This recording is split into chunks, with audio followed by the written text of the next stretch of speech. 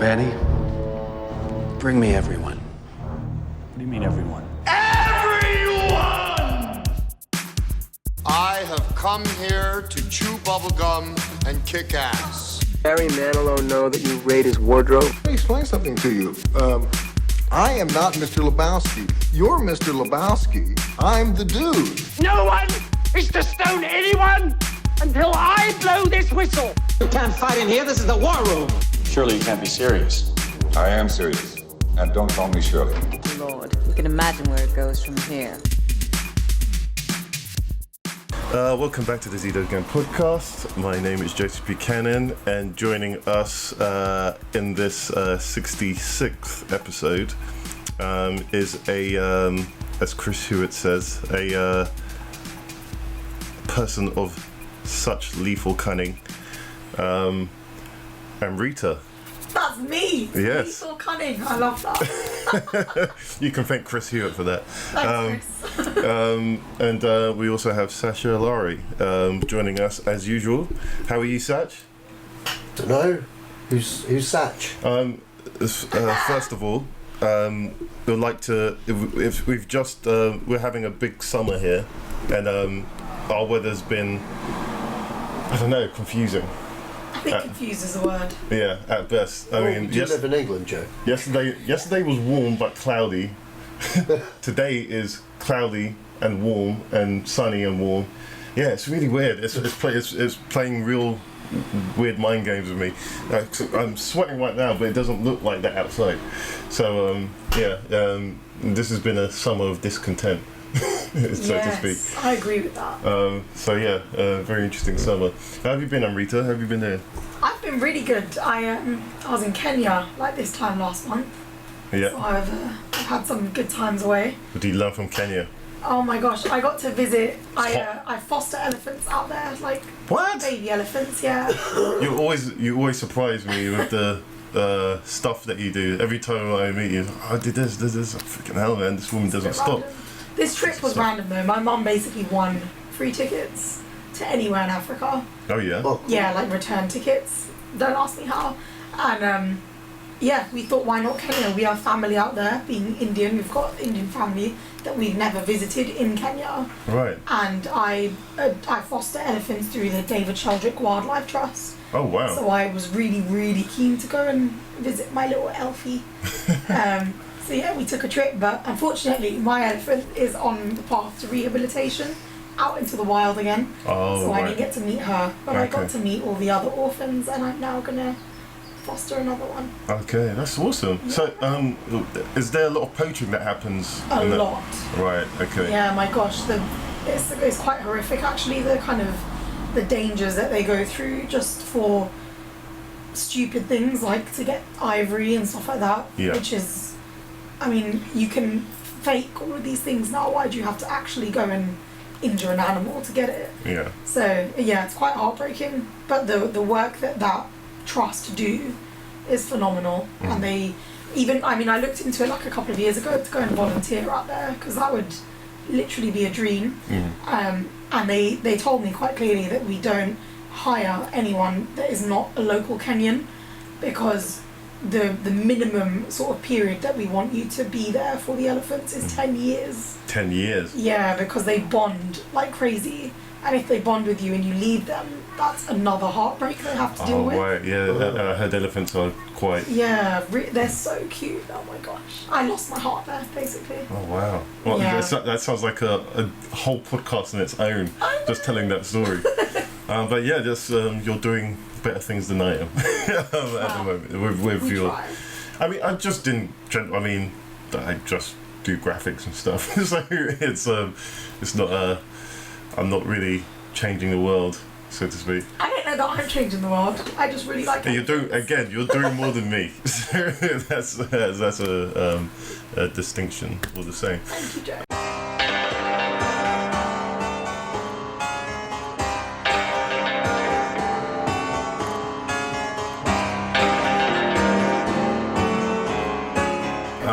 Okay, so getting straight into it. We're going straight to the trailers, and we've got an interesting crop here. So we start off with A Wrinkle in Time, and this is a Disney film, which is, funny enough, about, I guess, space-time travel, would you say? Yeah. But it has a very interesting vibe. It's for me, it feels very much like a 80s film, something akin to I just said it before, the Never-ending Story. Yeah, Never-ending Story, or The Dark Crystal. So it has that vibe to it. I've got Oprah Winfrey in this. I haven't seen in a film in freaking ages. And we have what's the actress that you?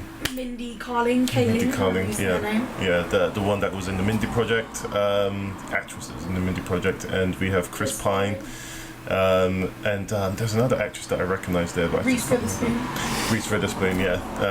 And yeah, this looks like a Disney film, but back in the 80s Disney film days of yore. So it's Zach Galifianakis as well. Yeah, Zach Galifianakis is in this as well. Yeah. Oh my gosh. Yeah. So that's sold you now. My favourite film. That's sold you now. Well, this bit was creepy. Them doing everything in unison. Yeah, it was very interesting. But yeah, just guys, just go off on what you thought on this trailer. I'm hugely intrigued personally. I love the name as well, Wrinkle in Time. Yeah. But I know exactly what you mean there, Joe. It reminds me of that same sort of feeling of the Never-ending Story. Yeah. Where there's obviously an element of childlike wonder and fantasy, but at the same time something a bit more insidious and dark as well. Yeah. So I'm really, really intrigued by this, I have to say. Yeah. I can honestly say that I would say this is the first Disney film I'm looking forward to in a while. I mean, it's not that I hate Disney films, it's just that I think they're very formulaic. Yes, that's the word. And Jesus Christ, it's so loud, bro. And yeah, it looks very entertaining. I'm intrigued. I don't know exactly what the story is about, but it clearly involves time travel and space-time travel. So yeah, I'm looking forward to it. Yeah, it looks good. I mean, just what I think you guys really nailed it on the head there. I mean, like, be interested to see what Ava DeMore does with this one. I mean, I love her previous work. Selma was a fantastic, most underrated film of last year. This is really stretching her palette there and going something a little bit more big budget and a little bit more fantastical. It's good to see that Disney are taking chances with female directors here and what they can do. And I'm kind of glad that she turned down the Marvel money to go make something original such as this, which is something that which is kind of a passion project for us. So you know what, this is a big leap forward for female directors that have grand scope and grand vision, and she does have a very good eye for things. And if you haven't seen Selma, check it out. It's a very powerful movie about Martin Luther King, and she's definitely a talent with a lot to say. I mean, she's been around in the business for ages. I mean, like, just doing TV work, and she's done other films before, but they've always been independent films. So just the fact that she turned down, I think she was the first choice for Wonder Woman, and she turned it down for this movie. And you know, this is, like I said, a passion project for her, and I wish her all the best because it does look quite good. And you know, who says Disney don't come out with original content? Because hey, this looks original to me. So that's it's all. Also like a really unusual film for a female director. Yeah. Given like the kind, there's obviously fantastical kind of sci-fi elements in there. In a sort of a genre that is obviously more dominated by males. Yeah. So this is quite an interesting one for me as well. Like, there are many, even stylistically, there are elements of, for fans of the Hunger Games, you will see like the same sort of styling visually of a lot of the Capitol's characters. Things like that. Right, yeah. I can kind of overly blown colours. Very the pop colours. Things like that. Definitely the jewels and stuff like that. But I'm intrigued by this. I'm also getting a sense of Jumanji, weirdly enough. Oh, really? Okay. Yeah, like, and I don't know why that is. I think it's just to do with like kids on an adventure potentially. Yeah, but, probably, yeah. You know, more than an adventure of the Goonies, but more of like a fantastical nature. Yeah. Just makes me think of Jumanji. Jumanji, yeah. Either way, I'm really intrigued by this. Yeah, it looks awesome, yeah. I guess more news on that as it comes out. Okay, on to the next trailer, and that is The Darkest Hour. And I know you guys have been racking to talk about this. I'll let Sach start off with this one. I just wasn't looking forward to another Churchill film, to be quite honest, but after this trailer it really surprised me. I mean, like, for stars, you got Gary Oldman in the title role, looking totally unrecognisable in the makeup, going back to the kind of performances that made a name for himself in the first place. I mean, like, you know what, it's been a long time that he's taken centre stage or even been in a role where he's unrecognisable. I think a lot of younger audiences know him as what's the Harry Potter character? You're a big Harry Potter fan. What's his Harry Potter's name? Sirius Black. There we go, Sirius Black, and he's been Commissioner Gordon for at least a decade. He's been played. He's been a good guy for a really long time. He used to be renowned for being these unrecognisable bad guy characters. Other than his one in Book of Eli. Yeah. Like the one thrown in there. But I mean, you know what? It's good. That, like, I think the last time he wore so much makeup was probably his take on Dracula, which I really enjoyed. I know a lot of people didn't, but I really liked him as Dracula. And yeah, man, it's got some funny moments in this trailer. It's you know, it's really good. And excuse my Polish buddies out there drinking and swearing and God knows what they're doing out there, but yeah, they won't listen. Sounds like they're having a very passionate argument out there. Must be the football or something, or maybe the tennis. Must be Churchill. That's obviously. I personally, we were, for those, obviously you guys won't know, you listeners, but we were having a chat about Churchill before this podcast started recording. There's a lot of passion within the three of us in this room. I couldn't care less about another Churchill film, genuinely couldn't care less. It has been the first Churchill film since last week. Literally. Yeah. There's like 3 of these movies this year, you said, Joe, right? Yeah. I mean, for me it's overkill anyway, but to have 3 in a year is a bit ridiculous. Yeah. But having said that, agreeing with Sash, I adore Oldman. Yeah. I have always loved Gary Oldman in every single film I've seen him in. Even if the film is a weird film, I've loved him in it. Yeah. He's just a phenomenal actor, and the way he gets to the crux of a character and completely embodies it as his own is something I will never stop loving. And I think even if it's a character like Churchill that I personally don't have a lot of love for, I would still be intrigued to see his take of it. And judging by the trailer, I mean, we're already seeing his brilliance. Yeah. So. And to be honest, you have to look really hard. If you didn't know he was in it, you have to look really hard. That's what I love about him. He just disappears into the character. Yeah. And again, for me, I would say my favourite Gary Oldman characters are I've got 2.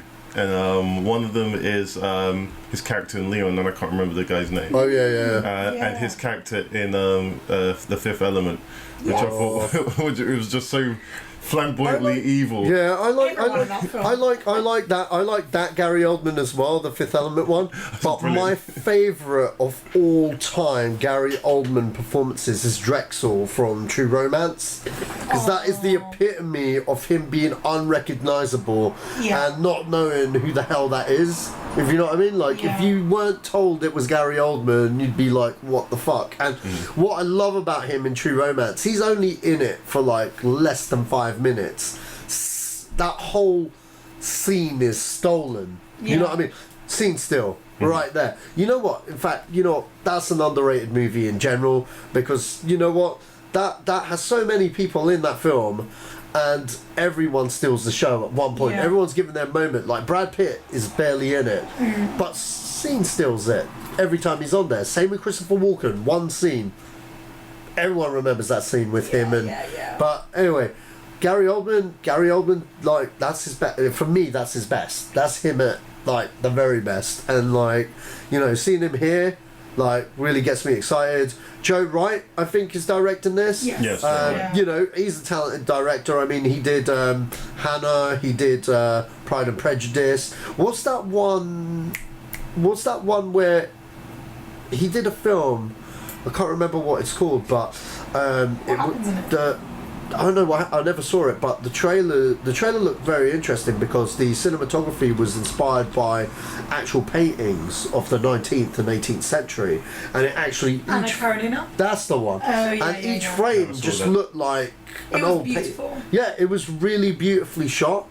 So, you know, and I'm not really someone that watches those kind of films, but you know, I appreciate like good cinematography, and like I only ever saw trailers for that, but it did look amazing. I have to say, as I think the only person who did see that film, the three of us, that is, for those that don't know, Anna Karenina is based on obviously Leo Tolstoy's classic fiction novel, which is like a brick in itself. A book I will confess I have never read because I have no patience for the old wordy writing that is huge.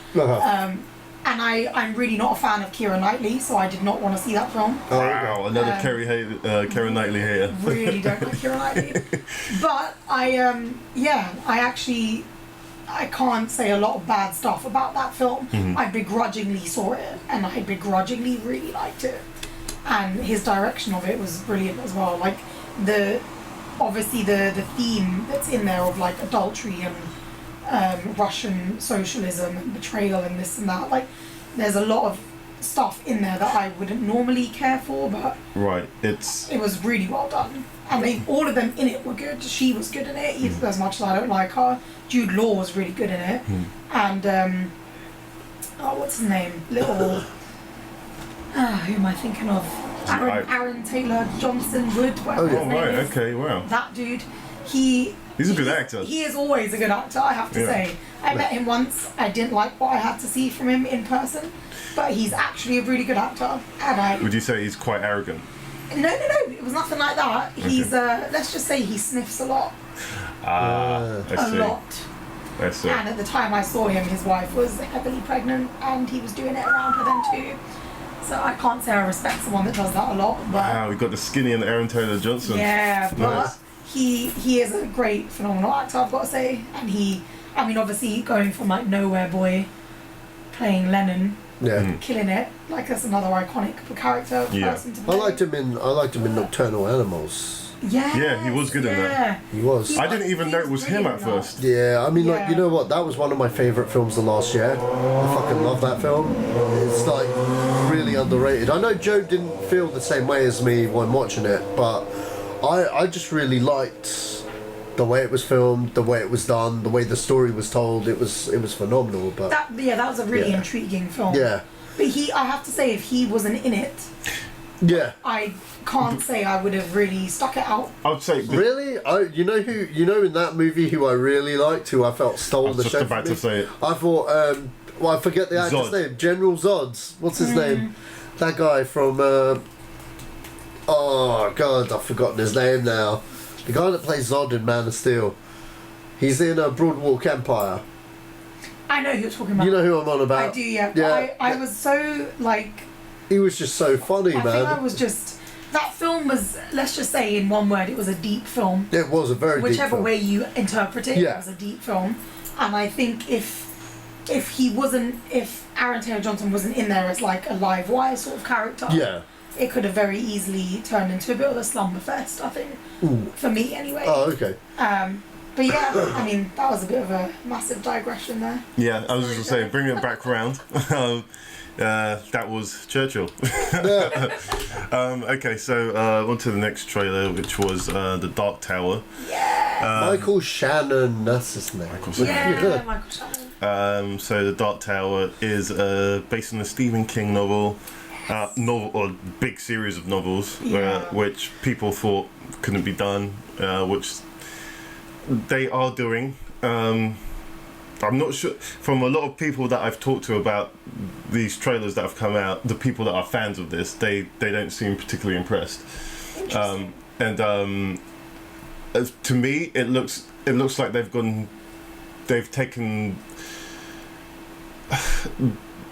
kept the trailer basic for an audience, for a big audience. I don't know if that's the case, but the more people I talk to about this, I don't know about this. Don't know. It just looks very generic, and I feel like that's a standard thing when you're dealing with subject material that is so loved.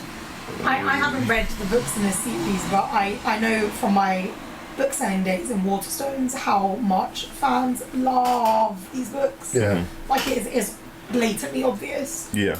Many have argued these are Stephen King's best works. Wow. Yeah. Loads of people. Yeah, argue that. that's true. Genuinely. You have no idea how Yeah. beloved this series is. I heard about this series about 20 plus years ago through my friend Matthew Thorbs, and he's a huge fan. When the first trailer came out, I sent him the link, and he didn't hate it.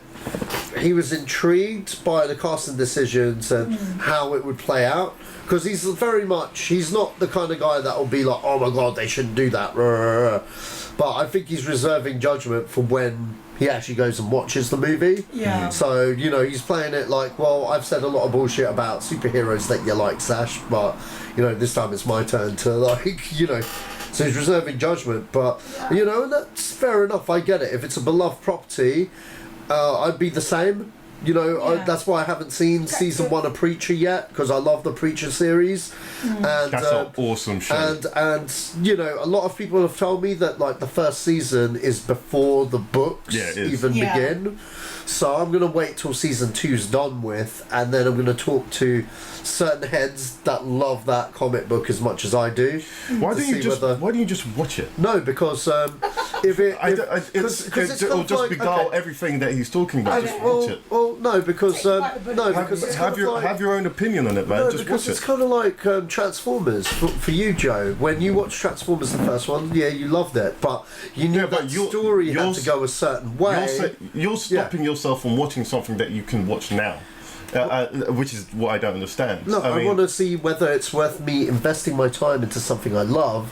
Watch 2 episodes and you'll know that. But if the second season, which is exactly like the source material, doesn't play into how I'd like to see it, then I'd be heartbroken. I'd be like, that first season was good, but it was a waste of my fucking time. That's how I feel. I'd much rather go in there with the little inkling going, wow, it's safe. You know what I mean? And I'm not going to get upset. I don't want to waste hours of my life on a TV show that could end up being shit. Because that's a lot of hours and dedication to something for something that I like. Yeah, or a risk for something that I like that could end up being bad. We've all been there, and no, man, no. That's just and that's probably how people feel about the Dark Tower here. You know what I mean? You know what? As from a complete outsider here that really and truly, honestly, knows nothing about the series, I'm quite intrigued. Yeah. Namely because I love McConaughey. I honestly, the man, he's obviously made some questionable films in the past, like the rom-coms and the whatnot. But I actually think his acting is brilliant.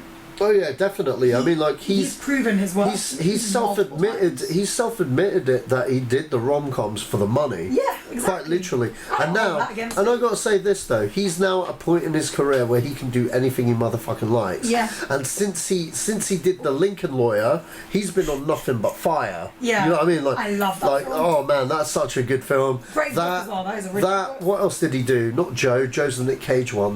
Bud. Gold. I liked Gold. He's Dallas Buyers Club. He was fantastic in that. And what's the one with him and the kid where he's the drifter? Oh, Mud. Yes. There we go, Mud. I was saying Joe. Joe's the Nick Cage one. It's the same kid. It's the same kid. Yeah. So and like he's just been on form like since he's decided to take his craft a lot more seriously rather than for the money. Even when he was doing his money-driven rom-com films, there is something really beguiling about him. It's captivating. You want to see his film. You're driven to see. He has a huge likability factor, obviously, anyway. But there's an intensity and there's like an inner fire in him that you're compelled to watch, especially when he does a character that is really intense. I watched another one of his films recently. I can't remember the name, but it was something like he played this really evil bounty hunter guy.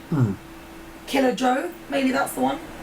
Yes, Yeah. Killer Is that Joe. the one? Yeah. It was like a really He was like a uncomfortable Texan cop. film. Yeah. Yeah. Super yeah. uncomfortable. By the end of the film, I was like, this is like quite gross. Like, I don't know if I want to watch this anymore. But he was so good in it. So believable and like despicable in his character. Yeah. And that is the thing, that intensity is what you love about McConaughey.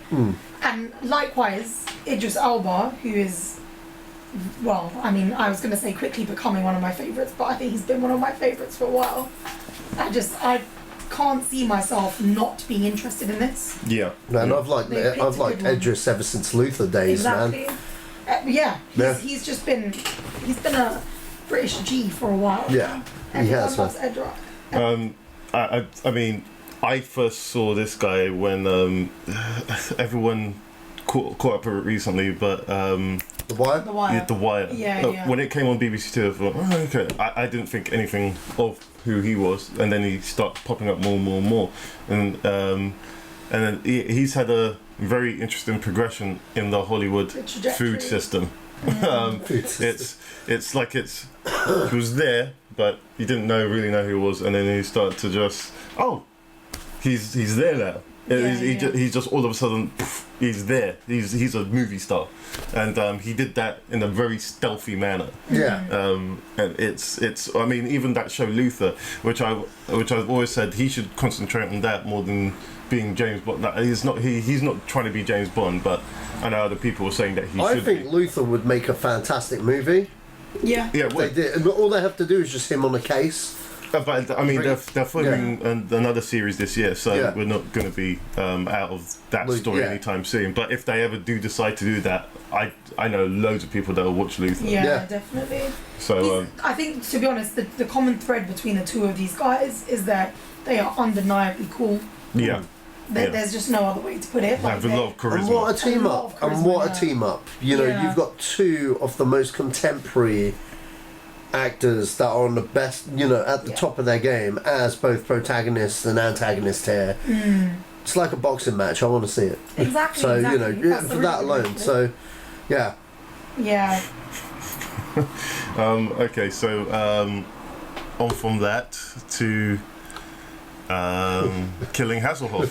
Yes. And I'm gonna let you guys talk about this. Go on, Sash. This trailer's fucking hilarious, man. It's fucking hilarious. What a weird concept. What a weird concept. I think I love it.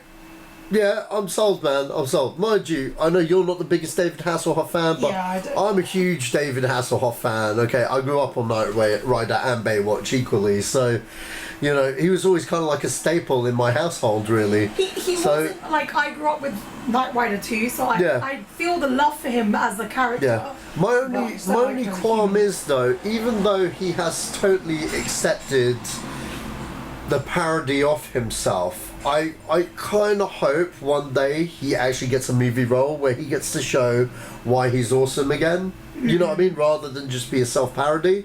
I mean, don't get me wrong, this trailer's amazing, but I said it when I watched Guardians of the Galaxy. It's like, oh wow, they got him in the Marvel movie, and then again it was kind of self-parody and it was funny, haha. And Baywatch as well. Yeah, and Baywatch as well. And I was like, you know what, Baywatch, I think he just should have been in it more, to be honest, because he was the best parts about Baywatch, and that film was shit. Oh, I actually really enjoyed that. Oh really? I thought they threw all the funny bits in the trailer, and then I was in there just going, nah, this isn't funny. And they had a fat kid in there that was there for total fat jokes, and it was just like, mate, I saw the joke come in like 5 hours ago, like what the hell? And it was almost like they had canned laughter in that film. And the worst thing about Baywatch was I was totally for Baywatch, you know what I mean? Like I was totally geared up. I was like, this is a 15 R-rated comedy, or forget Baywatch. That sounded awesome. It was missing comedy. That's just me personally. I just felt they should have put a comedian in there, like someone that was actually funny, because The Rock has a lot of charisma, but he's not a comedian. And same with Zac Efron. Zac Efron has a lot of charisma. He's a movie star outright, but he's not a comedian. Whenever you get those films, you have to have a comedian. This looks hilarious because he is a comedian. Ken Jeong is a funny guy. This is what this film is about Yeah. for me. I could not care less about Hasselhoff. Yeah. But Ken Jeong is my man. And you've got ever since is his that days of Hangover. Seth MacFarlane there? I think so. I think that's Seth MacFarlane there. No, that's Is it not? that's Jim Jeffries. Oh, okay. Sorry, I thought it was Seth MacFarlane. I was Oh yeah, getting no, excited. you're right, Joe. Oh yeah. Yeah, Jim Jeffries is a comedian. It kind of what? Even that guy though. Who is the guy, the like thug guy with the glasses? I've seen him in other films with him. I don't know. He's really, really funny as well. In every film I've seen him in, he's hilarious. I couldn't tell you that, but I swear he's in the show Ballers with The Rock. I've never seen that show. Okay, it's funny. But no, yeah, I'm buying this. I'll watch this film. I mean, like, it's been a long time. You know what? I just think we haven't had enough comedies that have been actually decent this year. Yeah. I don't think there's been one that's like made me laugh out loud. Yeah. Really. Well, there's a systemic problem in Hollywood with comedies at the moment. It's very hard to get one funded, and if it does get funded, it has to follow a certain rule set, and so I think the only people that can really get away with doing that is Farrell, Amy Schumer, or and they're not even particularly great all the time. I know Will Ferrell's is hit and miss. I really want to see The House though. Even though I know it's bad, but it's just there's certain aspects of that trailer that made me giggle. Well, with Farrell, like I've said countless of times, if it's him and Adam McKay together again, I'm fucking there. Opening weekend. If it hasn't got anything to do with Adam McKay, I'm not that bothered. You know what I mean? I know what you mean. Because they're the dream team. I think I'd watch anything Farrell did. I just love his out of the box person. He's insane. Like I love that. It's true. The way that I love Nicolas Cage because he's insane. I feel like that about Farrell, except he's more obviously insane. Yeah. But like I love it. I would watch anything he made. Yeah. And there are very few comedians I can say that about.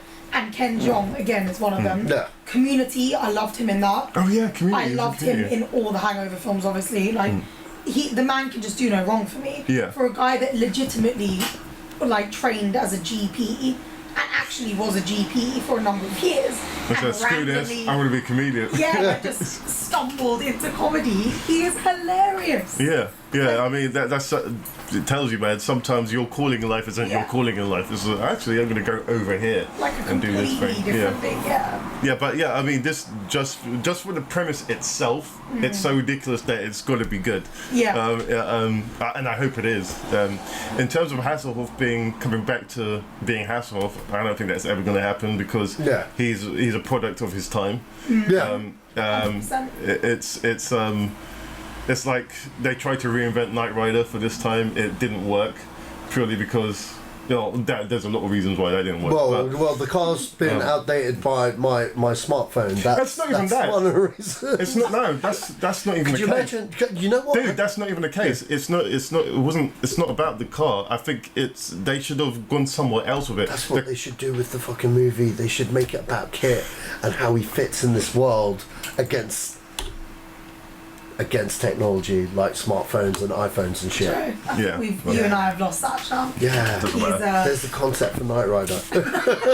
Okay, on to the next trailer, and it's not even a trailer really. It's a featurette. Yeah. What? Talk.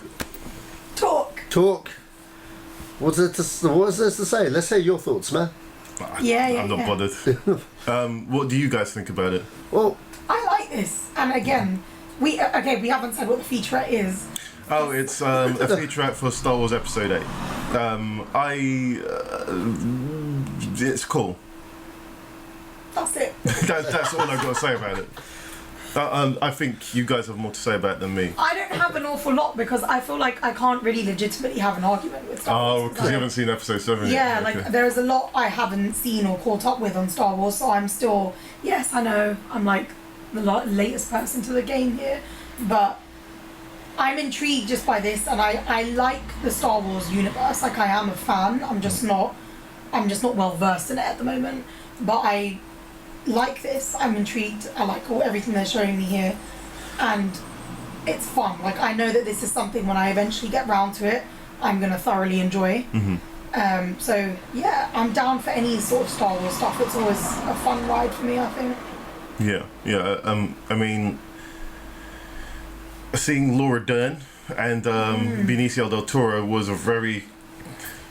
Those are two actors I never thought I would ever see in Star Wars universe. Man, I can't wait to find out what Benicio del Toro is playing. Yeah. I like. Apparently, his character's called DJ, a very un-Star Wars name, but like I'm intrigued.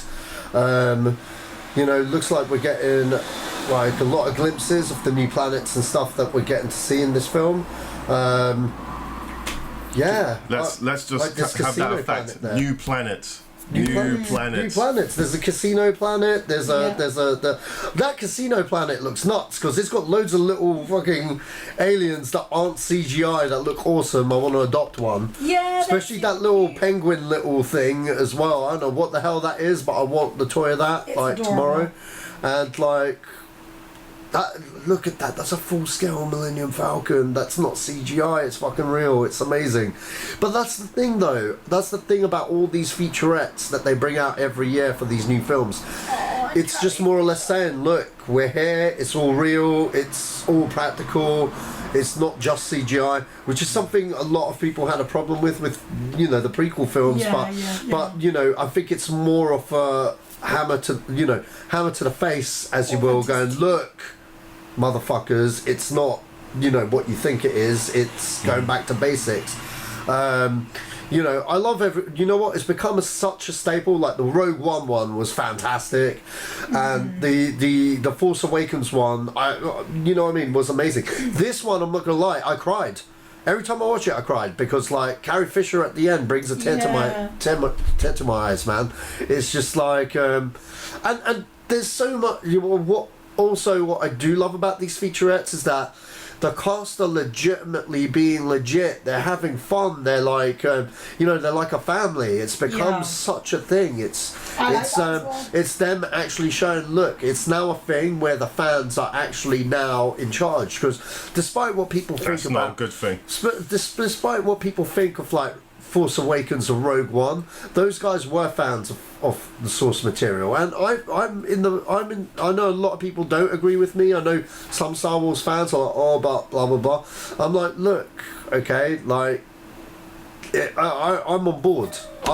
I can't help but get excited about this next chapter, and I just want to see Mark Hamill be Mark Hamill again. You know what I mean? Yeah. I think it's been too long, and like I don't want to spoil The Force Awakens for Amrita, so I'm not going to, because I could have said something very obvious there. But I just want to see Luke Skywalker be Luke Skywalker doing his shit. You know what I mean? And that's the reference, guys. Joe has just paused the screen. Yeah, I want that. The little cutie. Yeah, there's some little cute thing. I want the toy of that. That looks amazing.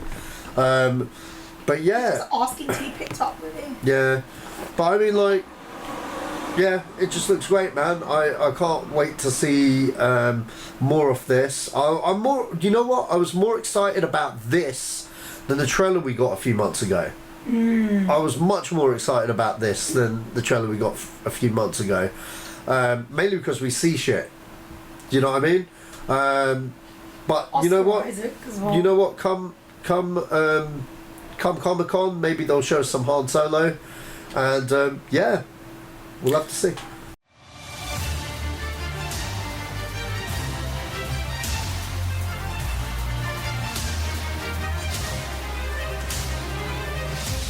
Right, so on to the little guy. We'll call him Fred. Fred. Fred. I like he looks like a Fred. We need to adopt him, Sacha. Yeah, we need to adopt Fred. Right, yeah, that was The Last Jedi. So on from that, onto the topics. And so, yeah, so the first topic we have in order is a Christopher Nolan topic. Yes. So the director says that he would do a James Bond movie only if it's to reinvent the character again.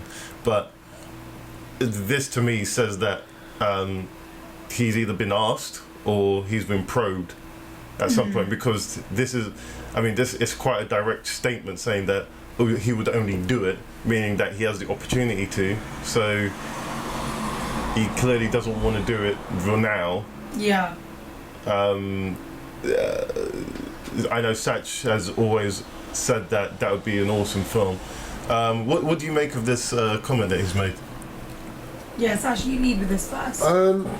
I think it's fantastic news. I mean, like, here's the thing, okay? Like you said, I've always said, based on Christopher Nolan, like, his Batman was basically a James Bond film, because you had, like, the Morgan Freeman character be his Q kind of thing. You had,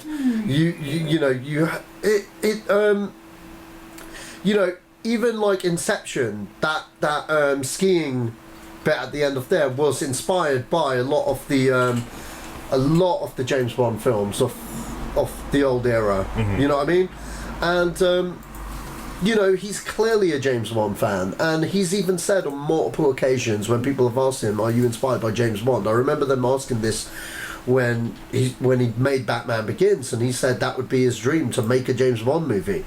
And the thing is, with the Bond franchise, after a while they kind of get stale, and what made Bond great recently, in my opinion, was Sam Mendes, because Sam Mendes loves Bond, and I personally love the past two James Bonds. And I wasn't a fan of Daniel Craig originally, but Skyfall cemented him as a James Bond to me. It also was the James Bond movie that made me go, wow, this is the best James Bond movie since Pierce Brosnan's GoldenEye. Because I think after GoldenEye, James Bond has just been like, it's just another Bond movie, you know? Yeah, they were good, the Brosnan ones were good, but they weren't great, you know? Like, I think GoldenEye was the one. And when I think of GoldenEye, that's the best Pierce Brosnan James Bond film, and it's even a good reason why Pierce Brosnan was a James Bond. You know what I mean? That was his greatest James Bond episode. But I mean, in terms of the films, I just think there hadn't been a good James Bond since GoldenEye, like a great James Bond since GoldenEye, and Sam Mendes brought his A game to that because he was a fan. Because he was friends with Daniel Craig, he got the gig, and we were getting it from someone that had the passion, that grew up on James Bond, and not because it was just another job, like most of the other directors since GoldenEye has kind of treated it. I know Martin Campbell did Casino Royale and GoldenEye, but to him, he's a hide-hand director, so do you know what I mean? There wasn't, I didn't feel the passion in that movie compared to what he gave us in GoldenEye. But I mean, Mendes, every frame of those two movies he did, fantastic. And if you're telling me that Christopher Nolan, who in my opinion is a modern day Stanley Kubrick, okay, he's fucking up there as one of the best new directors ever made, you know what I mean? If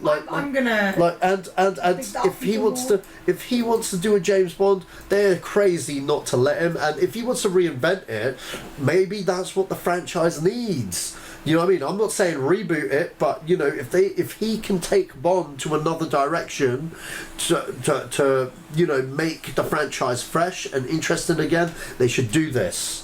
Because otherwise it's going to become stale. You know what I mean? And just be another Bond movie, you know what I mean?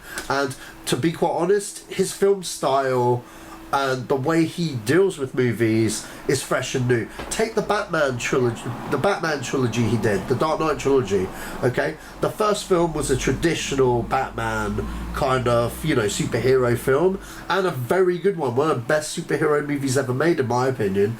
And then he flipped the switch with The Dark Knight. The Dark Knight wasn't a superhero movie, it was a crime thriller.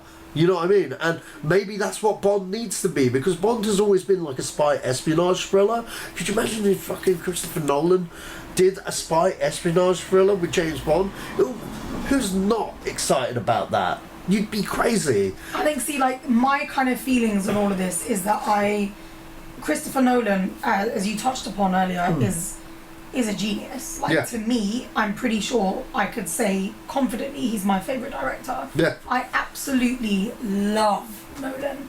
So much so that I would literally watch any film that he made. Yeah. Any film. and I would trust that it would be an amazing film. And Dunkirk, for example, I cannot wait to see that film. Oh yeah, totally. But I am not traditionally a fan of war era films or anything in that genre. Yeah. But I'm really intrigued because it's a Christopher Nolan film, and I trust him when he's got his hands on source material. I believe the way that he makes films is impeccable. I believe his ethos around cinema. I understand his way of storytelling. I respect him a lot, and I think for me what's interesting is that I like Bond, but I don't really care that much about it, honestly speaking. There are some of the films I've loved, and obviously like everyone else I've grown up on them. My brother has always been playing them, and he's older than me, so if he wanted to see them as a kid, the whole family went to go see them. So I'm used to watching Bond, but I've never cared that much for the character. There's a lot that I find really two-dimensional in those stories, and I guess he is quite a, if you take take everything that makes, I mean, some of the films make him more three-dimensional than others, but he is essentially okay, here's a problem, Bond has to go solve it. He and does, and that's what Sacha was saying earlier, it's only really the latest ones that have developed the character more, and again, for a woman here, like, it's the only one that has kind of had any ounce of respect for women within the role of the James Bond diegesis. Is only in the recent films as well. So there's a lot that I couldn't care less about in the Bond world. However, and my argument is that I think actually Nolan would be way too good for Bond. But if Bond was going to be done by Nolan, then fair play, I would watch it, and it would be a really fucking good film. But I don't know that he would need to, I'm gonna say it, lower himself to Bond. Wow. Because I think he's a better man than that. There are way better stories in his brain. Well, I mean, sure, you could have said that about Batman when he got the Batman gig. People thought Batman was done. Yeah, people did. Done. So, why is he doing that for? And then as soon as it hit, so right, this is different. This is no, but people thought Batman was done for because of Batman previous treatment. But within the Batman universe, the characters are interesting. The villains in Gotham are fascinating. The villains are what drive Batman. Batman as a character on his own is not that compelling. But Batman, when you add the villains in, particularly the Joker, for example, is a really, really compelling bit of storytelling. And I 100% was keen when I knew Nolan was taking that helm. I couldn't wait. Whereas this would be something that I would be, I don't know, curious about. I would still watch it. Like I said, I would watch it. Well, I mean, I think if he ever does do it, I don't think he'll have Daniel Craig. No. He'll pick someone completely different, someone. Cillian Murphy.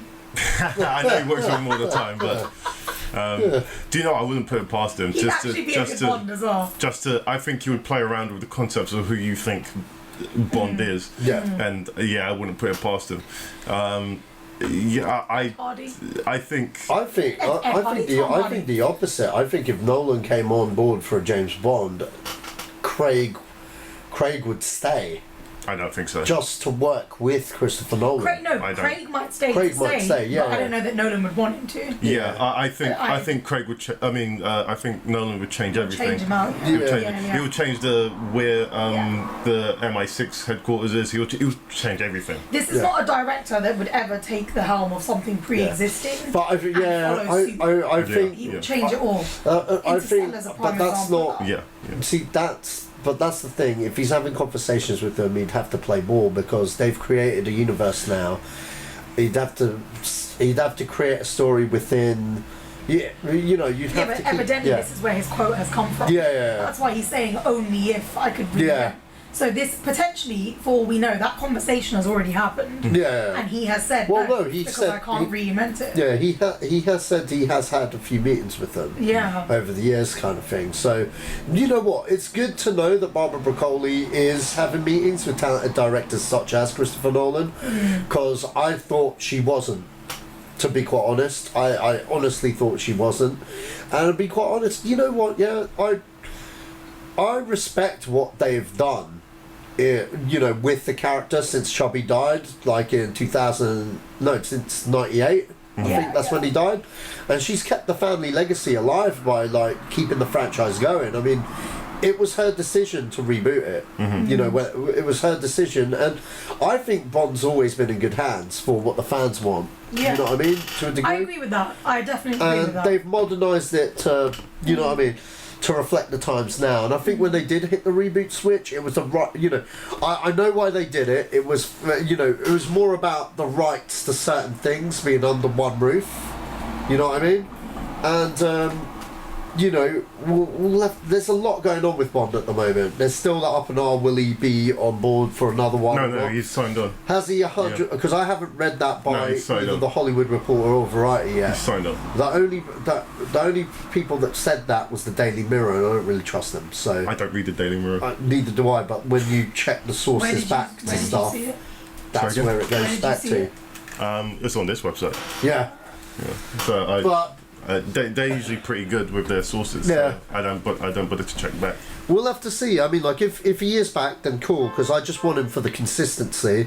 Are there any other actors that could play Bond? Of course there are. You know what I mean? Of course there are. There's a whole heap. My personal first choice is Michael Fassbender, but only because of like his performance in Magneto in First Class. When I saw that film, I was like, that's James Bond, kind of thing, like old school James Bond. But he would be my ideal choice. But that's just me. Hold on a second, guys. Alright, well, whatever. Whenever he does decide to make a Bond film, he'll be a good choice to do it. So, yeah. Yeah. Right. Okay. Yeah. I can't read that. Okay. So, next piece of news is that Quentin Tarantino has got his next film project, and it's kind of a weird one for Quentin Tarantino because it's a real life project. It's about the Manson family, so he can't really take liberties with this the way he took liberties with other stuff. The way that he he's always done. takes liberties. Yeah, but I mean, because one, this is so buried in fact. Yeah. I mean, no one really knows how Hitler died. Really, we were told how he died, but it's not really documented anywhere. He went to Argentina.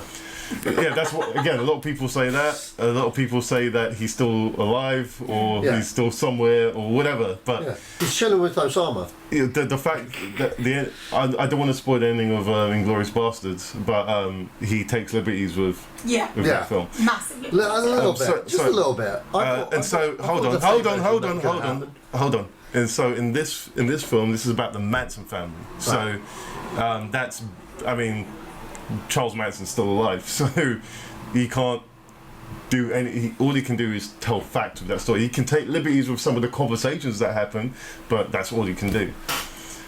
Yeah, It'd probably make more interesting conversations. Yeah, no, I mean, I'm really like very, very, very interested in this piece of news because I don't know what to make of it, good or bad. Part of me is like really quite excited by the fact that he would be taking this project. Part of me is really confused by it.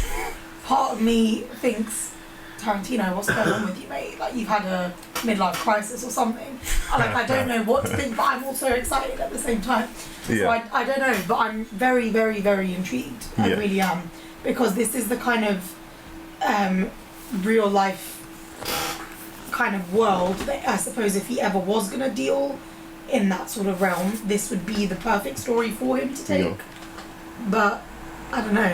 I'm concerned. Like as you said, I think he's going to really struggle to play down his madness. He can't really be himself doing this. It's yeah, I mean, would this be his 8th film? No. No. Oh, so he's got, this is 2 more, and then he's done. So he says anyway. So if this is his penultimate film, then I don't know what his last film's going to be, but yeah, this is after this one, this will be technically his last film. So I'm really interested that he wants to do this though. Like, yeah, Tarantino's the kind of man that just fascinates me. Like, on the one hand, I think he's insane, and there's no other word for it. On the other hand, I think he is a genius. Then I also think to be a genius, you have to be insane to some degree. Yeah. So he's a very, very compelling, fascinating human being. Yeah. Sometimes I really, really like him. Sometimes he completely grates on me. But in terms of an art maker, I love his films, and I'm always interested in what he's made. And the Manson family on their own is, I love crime, I love psychology, I love criminal psychology, and I find that story fascinating on its own. So the thought of the two coming together is very, very interesting to me. But I don't know. I think he might have a midlife crisis doing this film. Yeah. I'm surprised this film hasn't come out a lot sooner, to be quite honest. I mean, like, it sounds like a match made in heaven, to be quite honest. I think this is a typical Quentin Tarantino kind of story. I mean, sure enough, fair enough, it is like a real life incident, etc. But I'm surprised it hasn't happened sooner rather than later. I mean, you know, like, what part are they going to start? Yeah, like, you know, are they going to start when, like, his followers started killing people? And, like, who's the director of Chinatown that got extradited because he slept with, like, a minor? Was it Roman Polanski? Yeah, I remember Roman Polanski, yeah. Because his ex-partner was a victim. Yeah. You know, before that scandal, this was one of the things that happened to Roman Polanski. You know, his lover got stabbed and murdered by Charles Manson's followers, or was it Charles Manson himself? I don't know. It's not the subject matter that I think it was his followers. I'm not too sure. But you know what I mean? And Roman Polanski's like probably one of his peers, you know what I mean? Like someone that he's probably spoken to at some point. Yeah. And had a film conversation. Oh, that child rapist, yeah. So, you know, like, I don't know, man. It just sounds like something that I'm surprised he hadn't done a lot sooner. Speaking of Roman Polanski, there's no way he's going to be able to be in because it can't be him, because this would have been when he was a bit younger, so they would have to cast someone as Roman Polanski. Yeah, of course. But just knowing what Roman Polanski has been accused of, yeah. That's an interesting story in itself. I mean, could you imagine the soundtrack to this film? I mean, this guy, Charles Manson, wrote a lot of songs, man.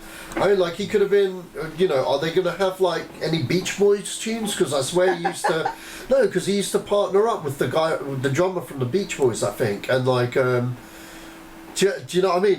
He wrote a lot of songs that he never got to, like, publish himself. So a lot of people have been making money out of his fucking material and shit. Because he was like a guy that was in the music business to a degree, you know, by what I remember. I don't know. Someone correct me if I'm wrong, but I'm not 100% sure on that. So, you know, from that aspect, I could really imagine what the soundtrack could kind of be like. Very kind of 60s-ish.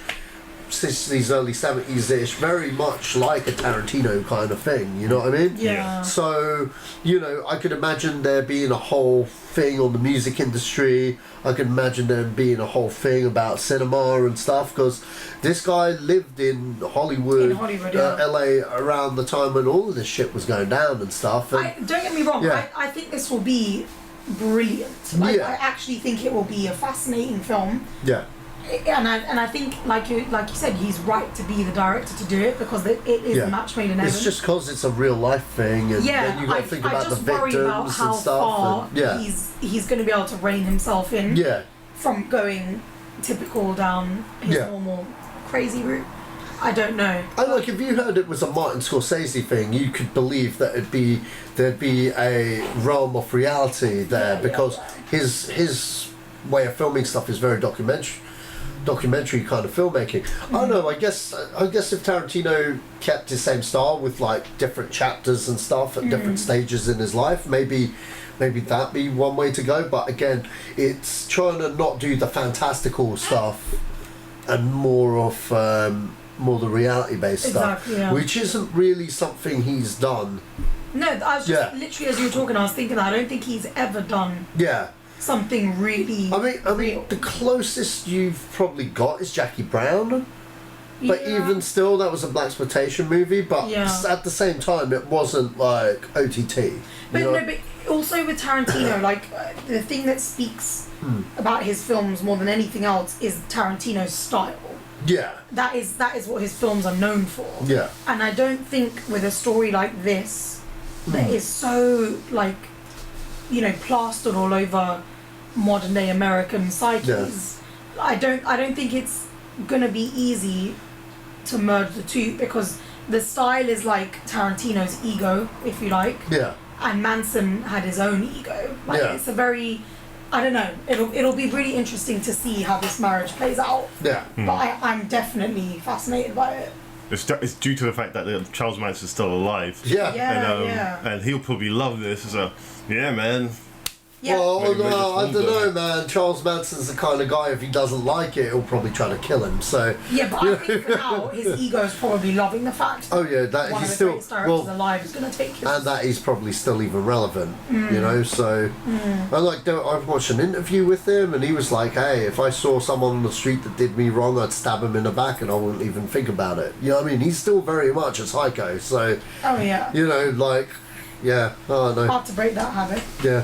Well, considering who's the president of the United States right now, anything can happen. Exactly. It's. But that's a whole different conversation. Yes, I'll move on from that. Considering this is Tarantino's 9th film, I'm kind of disappointed, but at the same time interested as well, because I thought he would have done something original that he would like to. I thought this would have been his 5th film.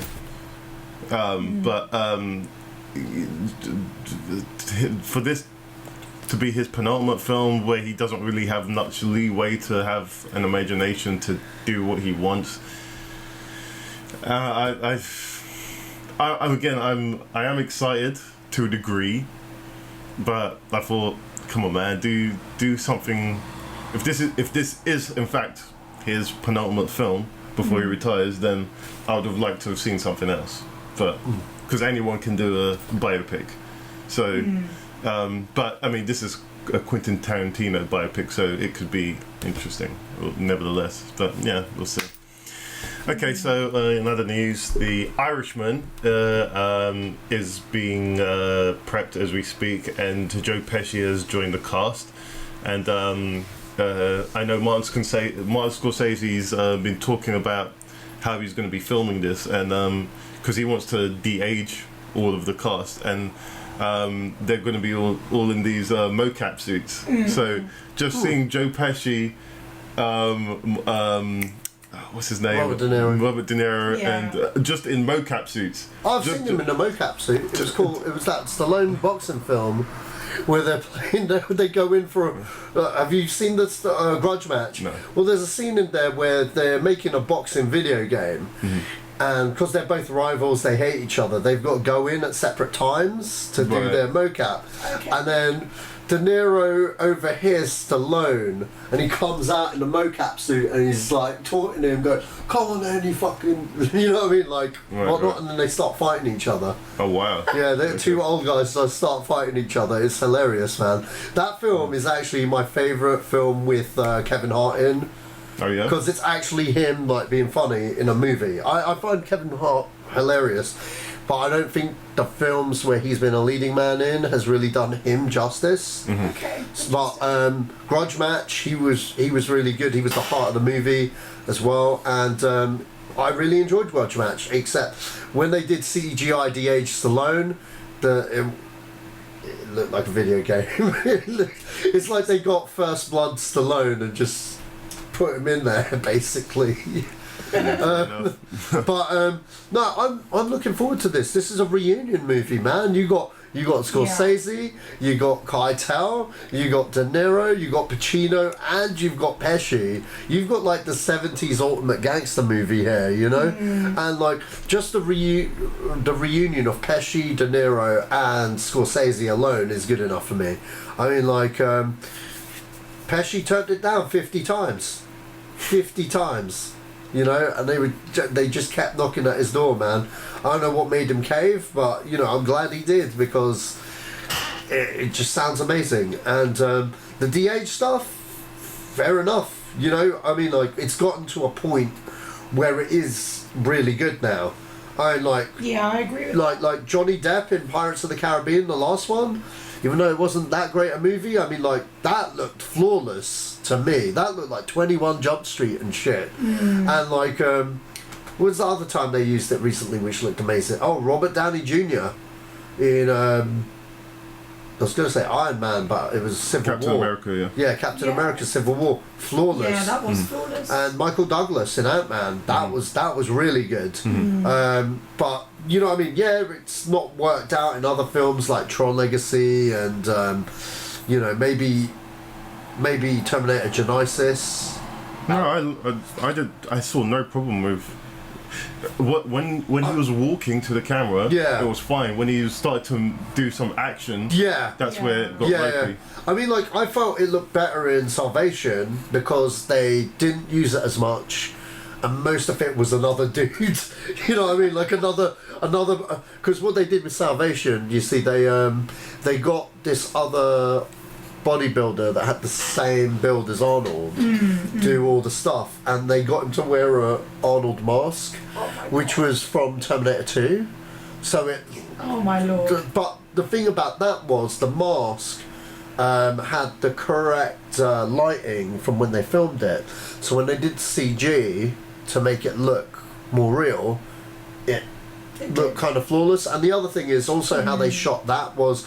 Once they showed like the quick glimpse, they didn't stay on the face too long because they didn't want it to come out fake. They just sold the fact that Arnold was in it, and then they played around it. So you see like Christian Bale running away from a shadow, if you know what I mean. And like the first thing he does when you see that Terminator, he shoots the face off, and then it disintegrates to the skeleton, and the trick sold that was an Arnold fit. Do you know what I mean? It was done so quickly that it didn't look fake. Whereas in Terminator Genisys, it's spelt weird. That's why I'm not going to say it properly. Okay, Genisys. Genesis. Spell it right, you cunts. But I mean, you know, it just didn't hold up as well because, like, there were parts of it that looked really good. Yeah. And then, like Joe said, when the action stuff came, it looked a bit flimsy. But then, because they had to recreate it from the original Terminator film, my problem with that was when I watched the original film side by side with the recreation, it looks nothing like the original film. Yeah. You know what I mean? Like, you can tell it's fake. And the only reason why they CGI'd him is because that studio didn't have the rights to the original picture to be able to take that and put it into the movie they were making. So they recreated it all with CGI and different actors and stuff, which made me just go, why are you even doing this? Okay, fair enough. It made sense for their story, but what are we talking about again? The Irishman. The Irishman. Yeah, The Irishman. I can't wait. Scorsese doing gangster shit. Exactly. Yes. Back to his like true blue self. I was waiting for DiCaprio to pop his head in. Oh yeah, he's in this as well, isn't he? Is he? I think he must be shortly as Scorsese. No, he is. No, he's I don't not. think he is. He's not. Give it time. Give it time. I think the whole point of this was that Scorsese wanted to jam with his old boys. You know what I mean? Yeah. So, you know, Leo got to skip this one out, but. I don't know, if Leo does show up, that'll be, you know, that'll be cool. A full family reunion. The one thing is, this is a Netflix film. They're pouring a lot of money into this. They are. And just the thing is with Netflix films is that I mean, there's a lot of Netflix films that have come out, but you tell me which ones that have come out that have blown up the limelight. I mean, dozens of Netflix films have come out, but I think due to the fact that it's just released and there's no buzz about it, it's I think they need to negotiate that. Or like They need to figure out a way how to negotiate that, because it just goes into the ether. Yeah, like of stuff that just gets released. Yeah, and people it's gone. I trust Netflix though. I have to say. Oh yeah. I mean, in terms of their business model, everyone that I've seen interviews that have worked with Netflix, they like, yep, they listened to me. They did this, they did that. They seem to be great to work for. And I think I trust their like what they actually produce. Most of their stuff. I mean, TV shows alone. Every Netflix produced show, bar maybe one or two, is if not good, is amazing. I really trust that they know what they're doing when it comes to production and creating something that is authentic in its genesis, if you like. Hashtag Castlevania is the best thing I've seen all I need to watch that anyway. But it's the fact that they stand out the way. They're not as middly as. They're the new system. The old system was what the studio system was for the past 30 years, that studio system's trying to hold on to that tooth and nail. So there are some studios now that have gotten to that. So we need to change, otherwise we're going to freaking die miserably. Films can't keep costing 200+ million. And you're starting to see like costs are coming down now. I mean, just going for an example, there's a film that I really love called It Follows. That was made for nothing, and it made its budget back. It didn't make much money, but it made its budget back purely because it had a simple premise, but the film looked bigger than it was. I mean, it's from the same schoolyard as what Robert Rodriguez films. His films, he makes his films look really big, but he makes it for that much. Fraction of the budget. And that's what George Lucas and Steven Spielberg said this years ago, that if films don't start costing less, it's going to implode. And so I think we're seeing the turn into a different kind of filmmaking now. But there's also like, I mean, I'm sure, in fact no, I'm not sure that this is a fact, there have been film directors and producers and production houses that have been making cheaper films for a long time, but there's always like what seems or comes across as a lack of quality sometimes in those films. And what Netflix do amazingly well is they truly understand where audiences are at now. They truly understand the way that we consume media now, and they understand how to produce things at a way more affordable budget, but still deliver on the goods when it comes to the kind of art they're creating. Like for all of us who are passionate about film, passionate about great TV, about film in its media form, want to have things produced that hold up to all of that. And I trust Netflix do that. When it comes to like Amazon, for example, I'm sure a lot of their things are probably great, but I think their emphasis is on different things. Their priorities are to do with the money they're making back, to do with their prime streaming service. Like I don't think they're as bothered about the media itself. Yeah, because they're many entities. Yeah, and they've got their own monopoly going on of different shit that they're involved in. Like I have zero respect for Amazon. Oh wow. Zero respect. But Netflix is not like that. I think Netflix have literally come about as like a we realize the market has changed. We want to fix this before people stop watching films altogether, because no one goes to the cinema anymore. Yes, this is a different way of watching the films, but we're still seeing great films being made. And that's ultimately the most important thing. So for that, I really, really respect what Amazon do. That's Netflix. What Netflix do. Freudian slip. Okay, well, again, I'm sure we'll see production stuff on The Irishman as it starts. I mean, the fact that Martin Scorsese is doing mocap is is interesting enough as it is. So yeah, I'd love to keep an eye on this story. Next up is the Batman. So Matt Reeves has said that he's kind of thrown out Ben Affleck's script and he's starting from scratch. I don't know what to feel about this. I'm going to let you shoot off on this. I think Sasha's going to have the most. Okay, all right. I was mad about this like originally, but here's the thing: the reason why I'm not is because one, Matt Reeves is a fantastic director. Second of all, I know that's not Matt Reeves' fault. That's more Warner's were done with his scripts, and it was more a case of Ben Affleck was taking a lot of risks, which was a good thing. Ben Affleck went and got Jeff Jones, who's a comic book writer that's written some of the best Batman and DC stories ever, to co-write the movie script with him. They picked villains that, you know, casual audiences don't know about, but the fans love, like Deathstroke and Black Mass, okay? Who, me as a Batman fan, is like, oh my god, we're getting a Deathstroke fucking movie. And the internet went nuts when they got Joe, what's his, Manganiello? Manganiello. There we go. We're really pissing Mel off here. But anyway, right. Sorry, Mel. Anyway, so basically, you know, when I heard he was Deathstroke, I was like, amazeballs. That is like the best casting ever, Ben, and like not only that, like that's like the best Batman villain in recent years, kind of thing. That is a hats off. Ben Affleck knows what he's doing. Studio got scared because they never heard of Deathstroke or Black Mass. They want to have a more familiar face, mainstream, someone more mainstream, and Ben Affleck didn't. And you know, whatever happened has now happened. Now here's the thing. That doesn't mean Matt Reeves is going to make a terrible Batman movie. I would have said that if they kept the same release date.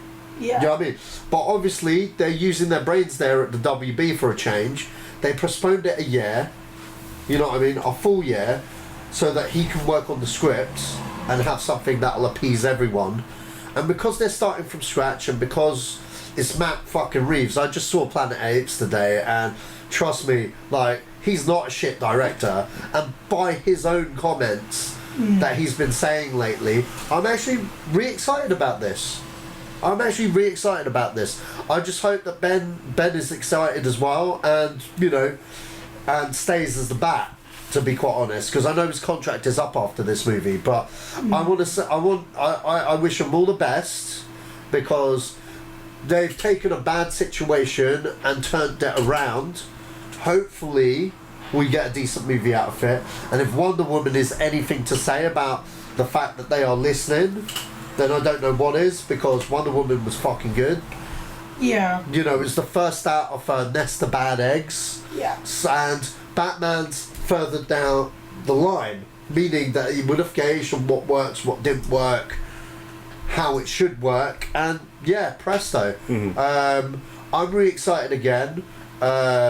At the prospect of them doing a detective movie, because that's what he said. He said he wanted to be more a film noir, and I'm down with that. You know what I mean? I'm totally down with that, and I'm really excited again. And I've been quite passionate about how bullshit this was, etc. And it was bullshit, because I think we as fans were finally getting like an original Batman villain that never been shown on screen, something a little bit different. You know what I mean? And now we're not getting that, fair enough, but these comments from Matt Reeves, and that they're taking their time with the script, and the fact that Warner Brothers are allowing them to do that to give us the best story that they can, that's not a bad thing. You know what I mean? So, you know what I mean? Like, I don't know how the Ben Affleck version would have played out. I'm pretty sure it would have been good, but you know, these guys have to pay for shit, and if the money handlers are afraid of spending their money on shit that they don't want to see, then fine. You know what I mean? Fuck you guys, what do you know? But you know what I mean? Like, fine. You know what I mean? But if Matt Reeves has got a vision, and it sounds like he's got a pretty clear vision, his comments have been nothing but positive since he's got the gig. Yeah, I'm interested again. So Amrita, are you into the this universe as it stands at the moment? Absolutely not. Okay, yeah, just, I mean, I'm kind of I liked what Christopher Nolan did with Batman. Yeah. I can't say I've liked the DC universe since, but I liked Wonder Woman. It was decent. I agree with every single thing you just said. To me, Gal Gadot as herself in spirits very, not in that she has a pure-hearted way. The way she played Wonder Woman was she was full of heart. That's what is missing from the whole DC universe, is that it was so bleak. Yeah. I mean, Superman. I just don't care about him. See, this is my issue. Like, honestly, since Nolan's Batman, I've not given a flying fuck about any of this. I just couldn't care less. Yeah. I could not care that Affleck is Batman. Mm-hmm. He doesn't do it for me in the least. I prefer him a million times more as a director than I do as an actor. Mm-hmm. Hated Man of Steel. Haven't even bothered to watch Batman vs Superman. Yeah, you're doing yourself a favour. I'm literally like, I have zero interest in any of that side of it, because I don't. There's nothing in the vision or the way that they're carrying this forward that I'm bothered or that I care about, that I think follows through with anything I loved previously about the Batman world or the Superman world for that matter.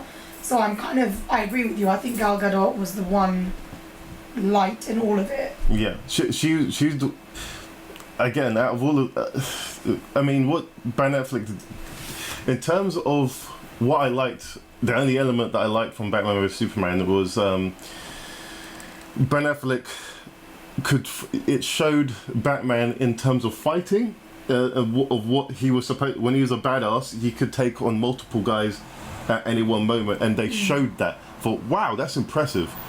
Other than that, he was quite stupid in that film. I won't go into plot points in that film, but there was some real dumb stuff. Yeah, there was some real dumb shit in that film. I wouldn't say that was Affleck's fault. No, that's not his fault. But it doesn't give him. It doesn't give the character any. To me, it stupefies the character. Yeah. And But this is the point, though. I don't feel like any Okay, if we're going back to the Nolan side of it, the way that Nolan approaches a film is incredibly methodical, and he thinks about every single decision like it's a really weighty thing, and he thinks about it thoroughly. He puts his, I believe, I can imagine him putting blood, sweat and tears into every single film that he creates, every script that he has a hand in, everything. Yeah. And I don't, like, that whole trilogy could have taken another 10 years to come out. Yeah. But it would have still been genius, because he would have dedicated the time he knew he needed to dedicate to it. The way that they're handling it now, I honestly think no one gives a shit. Like, that's the way it's coming across. Yeah. It's like they've hurried everything along. They've thrown a cast together that really, quite frankly, I have no interest in. What is the guy who plays Superman again? I can't even remember. Henry Cavill. Him, right. That guy. I don't mind him as an actor in other roles, but for the life of me, he is the worst ever Superman I've ever seen. It's because he's had no chance. Superman has no character in itself at this point. This is the thing. On paper, he doesn't have a whole lot of character as it is. If Christopher Reeves could do it, someone else should be able to. Yeah, but this is what I mean. Well, there hasn't been a good Superman since Chris Reeves, in my opinion. But, but this is the thing. If we go back to like Marvel versus DC, a lot of people prefer Marvel because the characters have more about them. They're more three-dimensional than the most DC actual characters in films. Yeah, DC characters are not. Like, I love DC, but I don't love it because I love the heroes. Most of the time, I love DC because I love the villains involved. Because they're more three-dimensional. Really interesting. Yeah. And I think if you're taking a character that is like, you know, the shiny good boy of the universe, i.e. Superman, you need to add some weight to it. To if you're going to do it in today's standards. Like, you know, give a film some grit, give it some humanizing elements, blah blah blah blah blah. Then you need to round out his character too. And sorry, but his take on it, Henry Cavill, and it's not his fault. Again, this is the way the film was made, was fucking awful. Like, I wanted to walk out within about 10 minutes. Yeah. And there's Amy Adams as well. Why the fuck was she Lois Lane? Like, Yeah, I'll give you that. so many. I don't know. So I'm many not a decisions Smallville seem fan, but stupid like to me. I'm not a Smallville fan, but I like the girl from Smallville that was Lois Lane. Yeah. A lot more. She was more like Terry Hatcher She's and Margot. captivating, yeah. What's her name? The Kidder. Yeah, Margot Kidder. Yeah. She had a lot of that feistiness, and you could see why they cast her. I just, But this is the thing, I don't understand the decision. The past two incarnation of Lois Lanes have been bad. Yeah. Like, I like Amy Adams as an actress, but I just felt she was miscast as Lois Lane, and but I did think she was better than Kate Bosworth, because I don't know what the fuck they were thinking when they were doing Superman Returns. No, they were just thinking about a pin-up. Yeah, I mean, no. I don't think there was any other thought that went behind that. I mean, she was god awful, man. She Yeah. was like the weakest link in that film, and like, you know. But yeah.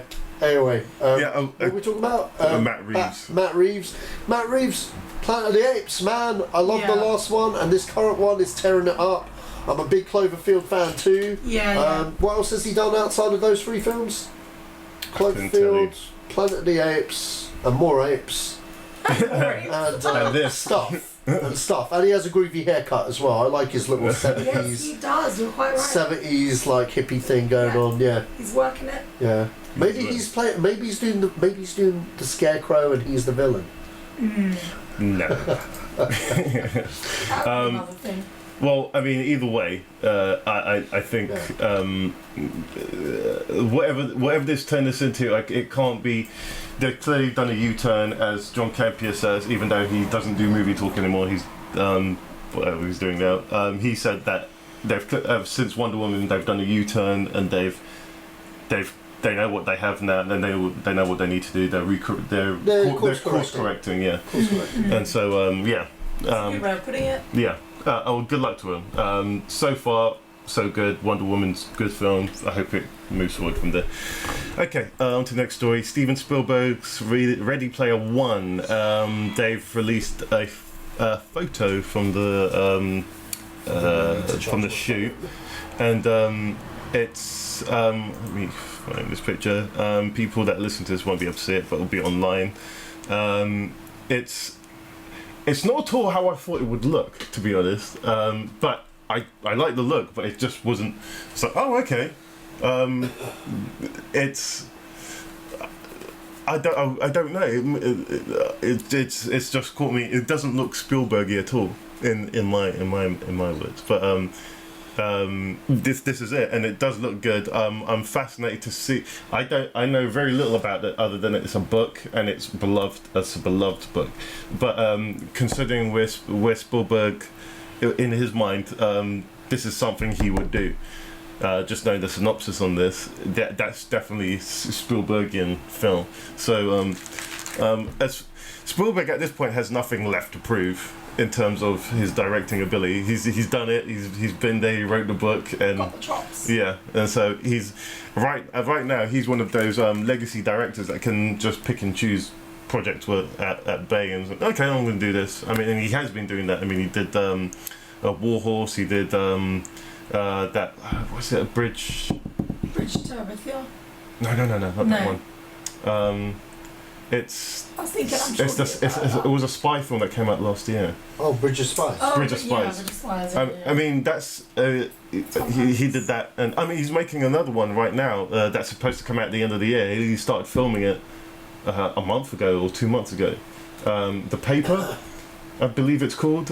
He's filming it with Tom Hanks and can't remember the actress's name, but yeah, he's. He wanted to do that, so okay. Well, as soon as he finished doing this, he started doing this other film, and that's coming. He's literally going to wrap that around October to come out for November. So that's a small production time. So you know what? Yeah, that's all just filler. That's all just filler until him and Harrison Ford reteams for Indy 5. I don't even care about Indiana Jones anymore. As far as I'm concerned, they need to. I do care about it, but I don't, in the sense that I think they need to recast it now. Yeah. That's a whole other. That's a whole other Yeah, conversation. yeah, Let's yeah, do it That's a already whole now. other conversation. We don't mind. We already know my views on this, so. But yeah, again, there's not really much to say about this picture, so I'll let you, you being the expert, Amrita, I'm going to let you play with this picture. What do you think of this? I fucking love it. That's pretty much all. I love this book. Like, I can't put it into words how amazing this book is. I love Spielberg. I love the picture. Actually, I'm kind of keen with the way it's panned out, and this is quite similar actually to the way I had imagined it a lot reading the book. So Right. I'm excited about. So he's got the feel of the it. flavour, yeah, definitely. And just the way, considering the way Spielberg frames things, and he has a good sense of suspense. Yeah. So considering again reading the synopsis of this book, this is I can just see this book, this being a Spielberg film. The book has just got Spielberg written all over it. Definitely. In a sense that he usually there's another piece of news that I'm leading to, is that he usually works with John Williams, and because he's doing this other film, John Williams now is doing the score for that other film. Alan Silvestri, who did Back to the Future and Predator, is doing this film now, and so it's going to sound. I think. It's gonna sound like the Avengers. No. He did the Avengers. He did the Avengers. No. I'm not. Okay. I'm not going on that. What's that got to do with it? Because he did the Avengers. That was some history. You completely bamboozled me there. But I don't know what that's got why to do with anything. So anarchist over here. So Anyway. yeah. I don't know what else to say about it, but yeah, it's cool. It's cool. Okay. I'm just hugely excited about this film. More news on that when it comes along. Moving on to the next piece of news, and that's the Queen biopic. That's officially a thing now, even though I've got my issues with it. The guy who's playing Freddie Mercury, have you ever seen Robot Player? No, Mr. Robot. Mr. Robot, yeah. So Sam Raimi's been around for years, man. So that guy, he's playing Freddie Mercury. Yeah. And even though I think he's a good choice, but I would have liked to see Sacha Baron Cohen play Freddie Mercury. Well, he was going to. He was silent for so long. And I didn't know that, but that is actually a very good. Yeah, it's a good choice. He was the first choice, and Interesting. he fell out with the producers of this movie. Yeah, because if you don't know, basically Freddie Mercury dies 3/4 of the way into the film, and then it's just about the band. It's that I don't care who's survived that band. It's about Freddie Mercury. If it's not about Freddie Mercury, then it's not about the band. You have to have Freddie Mercury. You have to have Freddie Mercury as a centerpiece because of his voice and his just who he was. But that's why I think even in real life as well, I think that's why it's important to see like the fallout after his death, because that's that's arguably why Queen aren't making new music anymore. Like he was everything that formed them. Yeah. Yes, they're all talented. Like I'm a huge Queen fan, massive Queen fan. I was raised on Queen. Like I think I own like all of the albums. Yeah. I love Queen, and I absolutely adored Mercury so much. Respected the shit out of him. The fact that his origins as well. He's Indian, isn't he? Yeah. Like there's a lot about him that I just find amazing. Like I think he's a champion, and I think that there's, even though he's passed on, like there is still love for him. Like yes, exactly. We are the champions. Like he is that character that, I mean, obviously now, so since 2016, everyone's talking about Bowie and Prince and other iconic people that have passed away, but Queen, that era of rock and roll, didn't exist really except for Queen. Like they created a lot of this, and artists like Adam Lambert today, who is phenomenally talented, and that guy has pipes on him that I've literally since Freddie Mercury have not encountered ever. And that's the reason Queen are still doing any sort of music playing, is because they're doing it with Adam Lambert most of the time. Right. And I think an artist like him, who's also openly gay, who's got a similar sort of voice, like he would not be able to do what he's doing really if it wasn't for someone like Freddie Mercury. So there's so much love that I have for him as a human being and for the whole band. And I'm really ecstatic about this. Like, I cannot wait. I love Sam Raimi as well. I don't know what he's like to sing.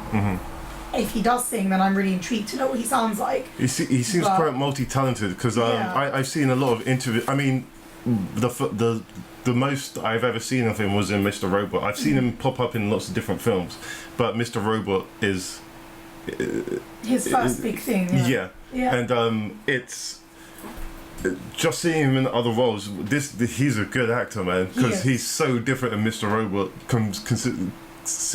from what I've seen him in. And so he's clearly he obviously can sing if he's signed up for it. And just on a sidetrack, the band closest to Queen that I thought was do you remember that song, I Believe in a Thing Called Love? Just What's that? Darkness. The Darkness. Yeah. So that that whole band, I remember when they came. It was 2003, or I think that song came out, and I thought these guys sound like Queen, and I thought it's a shame that they fizzled out, because I thought they could have kept that going. Because he went high, man. He could but I think it's hard. Like, if you've come not in the shadow. I mean, the Darkness weren't in their shadow, but it's hard not to be in the shadow of Queen. I guess that's what they call the Darkness. Like that too. Yeah. But yeah, it's difficult if you've got that kind of tone to your voice and you sound operatic in that sense. And the lead singer of The Darkness as well is also quite a flamboyant character. It's very difficult not to be compared to Freddie Mercury and Queen. Yeah. So I don't know. I think that Queen really is a band that is like a once in 100. You know, I don't even know if 100 years, like once in a million type of band. Yeah. And I don't know. I feel there's a lot of love still there from a lot of fans, including myself, that any other band that tried to imitate, I think maybe wouldn't get very far. Yeah, you're probably right in that. I can't wait though. I'm really excited about this. Yeah, you're a Queen fan, aren't you? Yeah, look, I wouldn't say I was a mega fan, but I like their stuff. What do you think of the choice? Let me show you a picture of him first, because you probably don't know who this guy is. No, I know who the guy is. Oh, okay. I know who the guy is. But yeah, why not? I've got no problem with it. If it's okay for Bryan Singer, it's okay with me. Because Bryan Singer's directing it. This is his first, his new foray out of X-Men. Yeah. So he's leaving the ex-children behind to go direct some Queen. I think it's right up his alley. You know, it'll be good to see Singer attach himself to a biopic, which he hasn't tackled yet. Actually, no, he has Valkyrie. with At People. But I mean... about Valkyrie. Oh yeah. Oh yeah, and Valkyrie. Yeah. And Valkyrie. Sorry, I totally forgot about Valkyrie. Very underrated film. But, you know, it'll be just good to see him like tackle this. It's also very different because it's to do with the music industry and stuff. Yeah, I quite want to see it. Yeah. So yeah. Well, so more news as that comes as well. Okay. Can I just say though, I really hope it actually does it justice, because if you look at like what happened just now with All Eyes on Me for Tupac, I haven't even seen that film because everyone has scared the shit out of me. Well, it has an iPhone in it. It's so bad. What? There's product placement. There's an iPhone in the film. Someone grabs it. How is that possible? Time travel. It's never explained. Everyone's just there. Just accept it and go along for the ride. Yeah. Everyone's talking about the iPhone. Many people that I know and love, and that know and love films like I do, have completely hated All Eyes on Me. Yeah. Oh, to really? the point where like I want to see it because I really love Tupac, but I'm like terrified to go and see it now. I just pray it's that they a don't do biopic this with an between- iPhone. Soon there'll be a World War II movie and someone just whoops out their iPhone, starts texting, and kids will believe that happened. It's so weird. I'm not bullshitting. All Eyes on Me, meant to be set in the 1990s or early 90s, has an iPhone. Every kid's gonna think that we're liars now at our age. Yeah. We didn't have this shit. You didn't have that shit. I genuinely saw All Eyes on Me, yo, and like you had iPhones then. Well, one, I think you're giving All Eyes on Me more recognition than I think it's ever going to get. I mean, because I saw the poster for this film and said, yeah, I'm not interested in this. I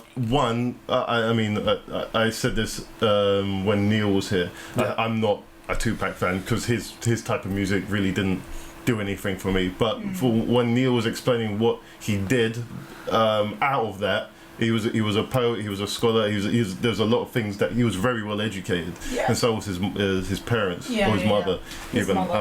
And so I knew some aspects of that, but because I didn't. The type of music I was listening to in that when he was around I was listening to jazz and shit. So that just wasn't me at that time. I mean, I listened to the Wu-Tang and that was as far as it went with rap. Yeah. I've gone into a completely different topic here. But I read. Can I just say like the greatest opening paragraph to a review that I have ever read was for this film. Oh yeah. And it said how they managed to make a movie about a guy who went from poverty to fame to prison to fame again before being shot 5 times and surviving, and then being shot 4 times and dying, into something as compelling as a tax return is anyone's guess. And that was the lead bullet for me. I was like, wow. Did Robert Kermode write that? No, this was Kevin Maher from the Times. Apparently. Oh, okay. That sounds so much like Robert Kermode. But because he has those really long. You must know who Robert Kermode is. Yeah. So sometimes he goes into a tangent like that. Where's he going with this? And then the punchline comes right at the end. It's like, oh, okay, that's what's going with that. That's really very well. That's very well said, actually. But yeah, I just from looking at it, it looked very artificial. Yeah. Everything about it, the trailer looks artificial. The guy looks like Tupac, but that's about it. But yeah, everything about it looked artificial. But, do you mean Mark Mode? Mark Kermode, yeah. Yeah. Yeah. What did I say? You said Robert. Did I say Robert? Yeah. No way. Okay, sorry. Robert's a politician, apparently. Jesus Christ. I didn't even know that. Tasmania. Why did I say Robert? Mark Kermode, yeah. Fantastic. Well, that guy's going to get some props for no reason. Yeah, Mark Kermode is what I was talking about. Yeah. Okay, so on from that to we're getting into the Disney stuff now, and that's Aladdin. Aladdin has Guy Ritchie's Aladdin, which is so weird. Yeah. Prince Ali, yes it is he, Ali Ababa. Guy Ritchie's Aladdin has announced their leads in this, and I don't know them. These are unknowns to me. Mena Massoud. Pink Ranger. Yeah, Naomi Scott. Naomi Scott. Don't know them. Will Smith, I do know. He's going to be the genie, which I still really disagree with. I think that should have gone to. I forgot the guy's name. He does a really mean impression of. Crap! I forgot the. It doesn't matter. But yeah, that's the main cast as it goes. I know. Someone sent me a picture of what they look like, and they look the part. And now we're getting films like Black Panther and a lot more culturally diverse films coming out. I think all of these films are coming at a very interesting time, where the world's on top of its head at the moment, but we're getting very interesting films out of it. I think films are on top of their head as well, because I don't know why on earth this would be a Guy Ritchie film.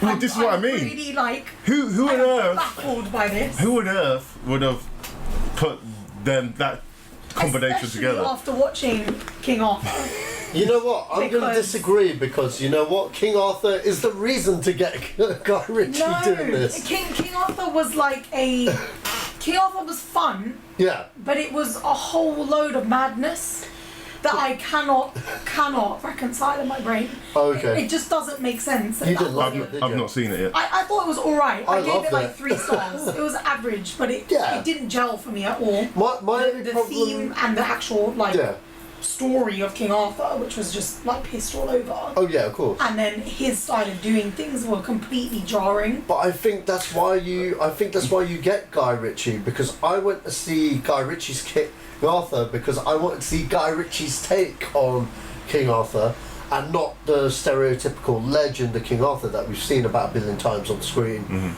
over and over again. And I know it did. I know it did. I know it. Yeah, it did. He was a street rat. He was a hustler, and I don't buy that. But now let's not be too hasty. You're spiking the mic, mate. Sacha is on it with the Aladdin puns. But I think Guy Ritchie's rather tasty. Stop spiking the mic, dude. You're not listening to me. What, spiking the mic? I'm too loud. Yeah. I'm too loud. I was getting all musical. It's fine. He just tries to repress me. No, no one's going to hear it if you keep spiking the mic. I think he'd be great. I think he'd be great for all the reasons that everyone says he's not going to be great. Okay, but even if you think about King Arthur and you did like it, fair enough. Yeah. I didn't dislike it; it just didn't work for me. But for those that did like it, fair play to them. Yeah. But you can still do a lot of that Guy Ritchie, like Jack the Lad swearing and all that. Yeah. You can't miss fuck that in a film like King Arthur. Oh yeah, in a Disney sort of story. They're going to rein. So weird. Yeah, they're going to rein him in there because they're not getting him for his use of dialogue. They're getting there for his film style. But the dialogue is arguably what makes Guy Ritchie. This is why I find it that bizarre. is true. But then that's where you're going to get like a different kind of Guy Ritchie film with this. I mean, like, you know, they're going against the grain here because they can't emulate Robin Williams with the genie, so yeah, they have to. There's a perfect guy for that to emulate Robin Williams. Well, yeah, that's his name. That's well and good though, dude. But like, he's not like a well-known actor. If they're using relatively unknowns for Jasmine and Aladdin, they need a name. And fair enough, Will Smith is the biggest name, and I'm not against Will Smith because it's a different take on the genie, which is what it needs to be. If it's going to be... I'm a fan of the casting. I don't have a problem with it at all. Me too. Except for Naomi Scott, and I like her. Yeah. Please, no one get this twisted. I do like her. I thought she was great in Power Rangers. I think everyone was great in Power Rangers except for Elizabeth Banks, who thought she was in the old TV show.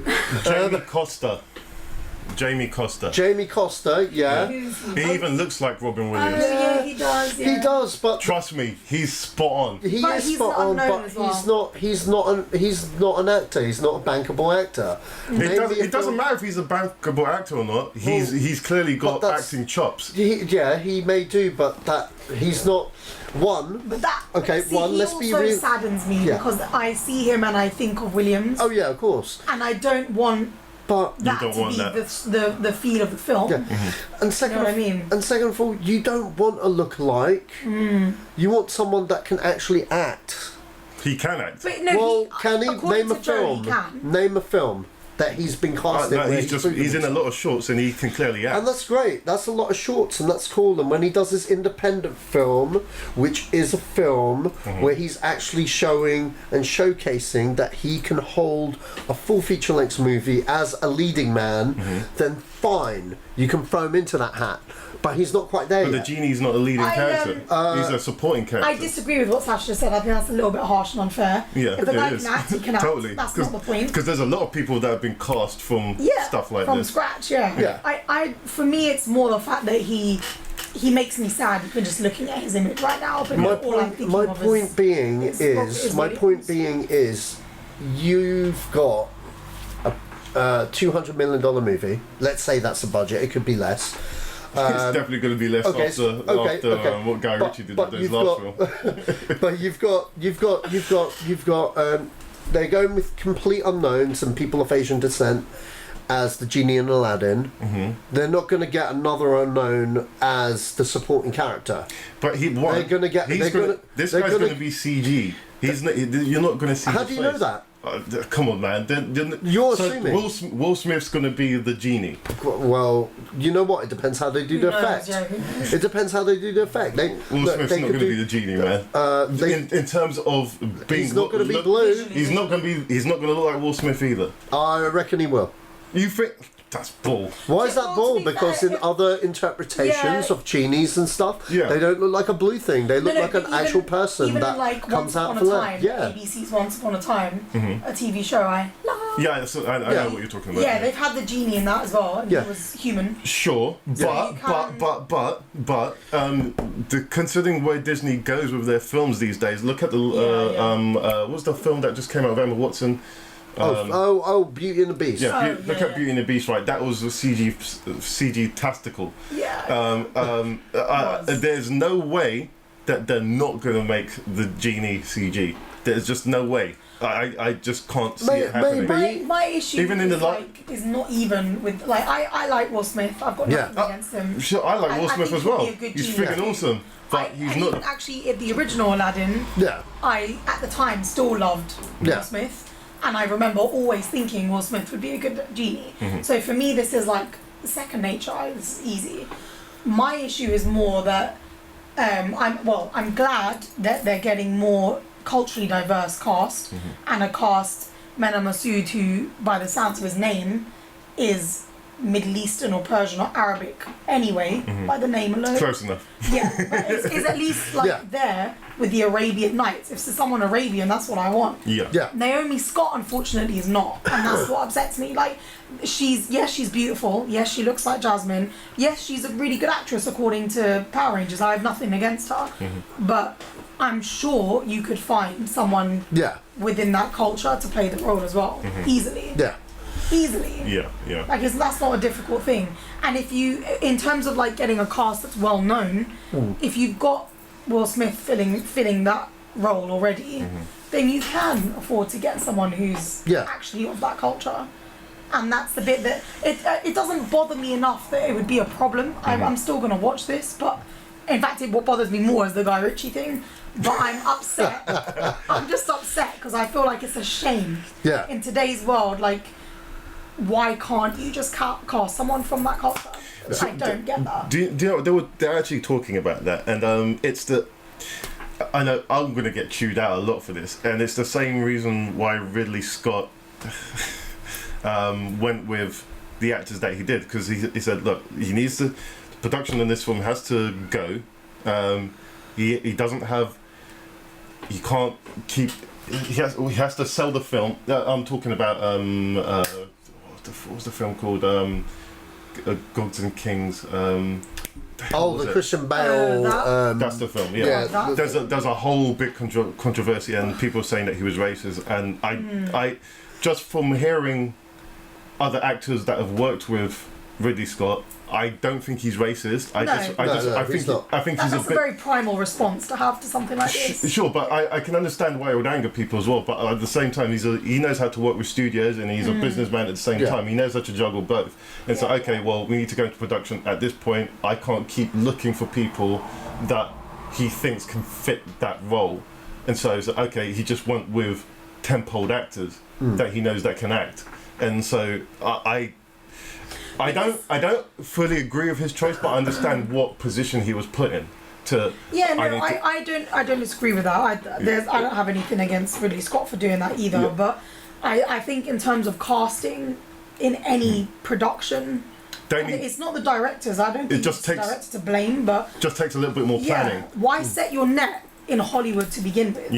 Why not cast in that region of the world and go from there? Obviously you don't have until the end of time to keep finding these actors, but that's because you're starting in the wrong place to begin with. And some of these studios they just don't plan it. It's like, oh yeah, we're going to make this, we've got 3 months to prep and plan and film.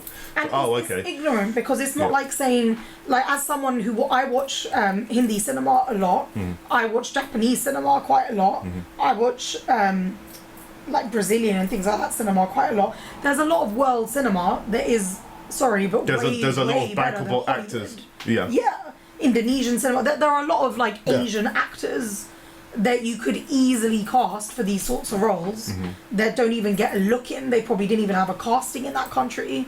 Yeah. When they could have easily done it. That's the laziness is what bugs me, and then later they deal with the backlash like, oh, but you know, we had timings to stick to and this and that, and I'm like, yeah, okay, stick to your argument, but I know it's bullshit, you know it's bullshit. Yeah. And so, again, going to the Guy Ritchie thing, they've done a better job than they have. I mean, with films like, as I said, like Black Panther coming out, which has got more or less a black cast, that's a first. In terms of something that is high profile as a Disney Marvel film that's going to be shown around the world with a bit the bigger the budget that it has, that's a big risk for a studio like Disney or Marvel to put out. And so the fact that the game is changing and that you're a lot more audiences want to see stuff now, and it's not going down this one funnel where we want this audience. Yeah. And that's where we're banking it on. They've realised that there's quite a diverse audience that want to go and see these films. Exactly. And so I think that the more these films come along and the more it's out there that, hey man, you can have a diverse cast in these films and they don't have to be the white guy's friend. But even like, again, going on bankable actors, like even just the actress that is now in Hollywood but is Indian, Priyanka Chopra. Oh yeah. Baywatch or Quantico, which is a great TV show. Quantico. The FBI one. I'll let you figure it out. Okay. But that's a great show, and she leads that herself. No way. Yeah, she is the lead of that show. That's fantastic. Aren't they going for like younger actresses than her? Like, I'm throwing a name here, but in terms of a bankable actress, Priyanka Chopra has been in the film game for like decades now. I think 2 decades, or no, possibly a decade, around about that time. But she knows what she's doing. Even within Bollywood, she has a reputation for taking the roles a lot of other actresses won't take. Yeah. Like, there are actresses out there that could easily do this. She's been in 2 films this year. She was in Triple X. Yeah, no, that was Deepika Padukone. Oh, was it? Yes. Another. Okay. But yeah, there you go. It's not like they're not around. Yeah.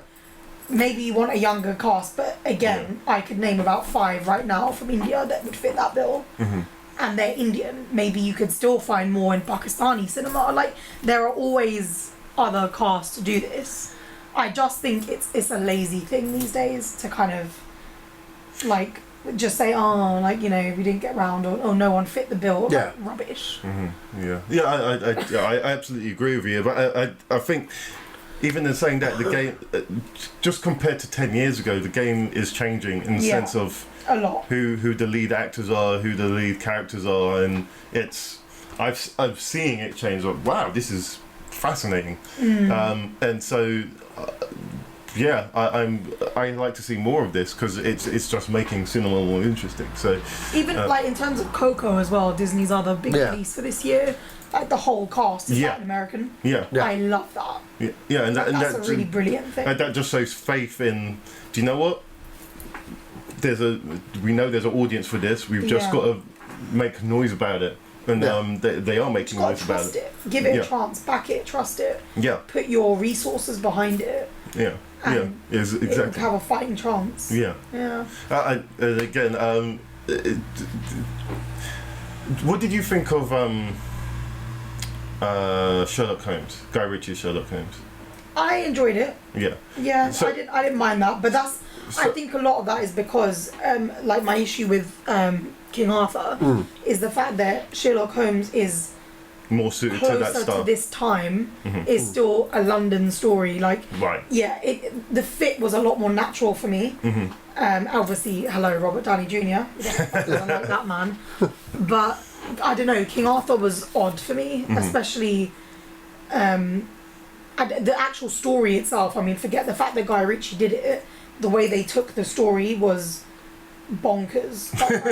Like, really intriguing. Yes, it was enjoyable, and as I said, as a film on its own, I did enjoy it. I went to see it on my own because it was the film I was reviewing the previous month. So I saw it on my own. I enjoyed it. I was laughing, but when I walked out, I was like, meh. Like I just couldn't care that much about it because he'd kind of, or the studio, whoever was responsible, had kind of bastardized the story a little bit. Right. And anyone who's an actual King Arthur fan or historian, if you can say that, or a legend, mythological historian, would have a lot to say about that film. A lot to say, Am I right in saying that the main villain didn't actually exist until like 1,000 years after King Arthur had died? Yeah. There we go. That was a big inconsistency that people just throw in people's faces and stuff there. Well, and the whole fantastical element of it was just like a curveball. I don't know. It was literally like they just thought, we want to do this story, but we're going to change it up a little bit because audiences are bored. No argument about why or what they want. You know what I found really funny though? These Arthurian guys, they felt all the need to attack Guy Ritchie, his take on King Arthur, but none of them were around to attack Michael Bay with the new Transformers film, with his take on King Arthur, because that's messed up. Oh, I don't think anyone watched Transformers. I know. Yeah. So, for the first time ever, no one saw Transformers except me. That's another heartbreak. Yeah, well, that's the least said of Transformers, the better. Yeah. I'm trying to wipe that from my memory. I've not seen it. But it's just the stories have got more ridiculous. Yeah. I think it was done when Shia left the building. Yeah. I agree. 100%. So I'm gonna move on from it later. Yeah. Okay, so we get into the Star Wars stuff now, and so that's the Last Jedi posters been released, and I'll try and get this up as far as I can. Wow. This is a bit. That's not really a good way of displaying these, but let me see if I can find it on another website. To me, MIP Awards. I spelled awards wrong. Aesthetically, I'm a fan of what they're doing. Yeah, I'm gonna. They've taken this concept from another film. Yeah, they have. It's back in 2003, there was a bunch of Matrix Reloaded posters that decided to crop the characters from the from the nose, and they've gone with with that same idea of that. I can't find it. They've gone with the same idea of that, so it looks cool. It looks really cool. I've ever since I don't think I've really been impressed with character posters since The Matrix. What they did with it is I thought it just looked remarkably cool. That I know who that is just from the way it was standing and the top of the mouth, and it was cool. It was very Wachowski's like at the time. I didn't give too much away unnecessarily. You just think, oh my god, Matrix films, and so this has taken that same concept and Oh, I love his one. It looks cool, and I don't know why I haven't seen this cropped thing since The Matrix. No one's just bothered to use it. I thought, why hasn't anyone used that idea? Probably because it was The Matrix. No one wanted to copy it. But if anything's gonna do that, this does it really well. I mean, all the posters. There's the layer one. It looks like it's got that painted look to it, that stroked painted look to it. It kind of reminds me of that red sand they had like in the featurette. You know what I mean? Maybe it has a lot more significance. I don't know, but I mean, it's really cool. All the posters are red, so there's clearly significance to that. That red is look at the Luke most one. eye-catching for me. Now, doesn't that look like two unicorns fighting at the bottom? There's a unicorn and there's another one and they're fighting the white. Sash. Joe, I think we've lost him here. Yes. Oh my god, wait, I see a unicorn. There you go. Wait, I do. Yeah. Right in the middle. Right in the middle there. There's two horses fighting, and I Like said where your unicorn. mouse is, just above. Yeah, just there. I think that's a thing that certain people will see. I can't see it. We but believe in unicorns. but It's Luke's unicorn, man. Luke has a unicorn in this movie. Spoiler. To be fair, why the Spoiler. fuck can he not? It's Luke fucking Skywalker. He could ride a unicorn. No one would have a problem with it. I'm digging the red though. Like that's a real like blood red. yeah, it's It's strong. It's powerful. Oh, there's that. Who's that? That's Oscar Isaac, isn't it? Yeah. Oh my god, I love Oscar Isaac. but that's essentially. I mean, the fact that you know who it is, and that's what made the Matrix posters cool, and they've gone the same way of that. They're in these really interesting poses, but you can just make out who it is from the bridge of the top of their face. So the painted sort of element as well is reminding me a lot of V for Vendetta.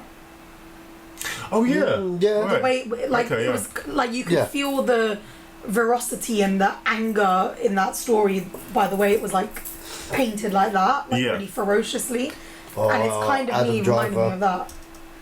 I'm a fan of this. I'm really liking it. Yeah, these are good posters. I hope they actually come out because I know there's a lot of posters that they don't bother to print. But yeah, these ones will be good. These will be sought after. His is my favourite, man. Oh man. Yeah, he's got a nice look to it. Yeah, I like what he's wearing as well. Yeah, it's all these posters are cool, man. I'm guarantee you this will if that cinema ever you don't have physical posters anymore. Well, yeah, we do. If this ever gets there, this will go.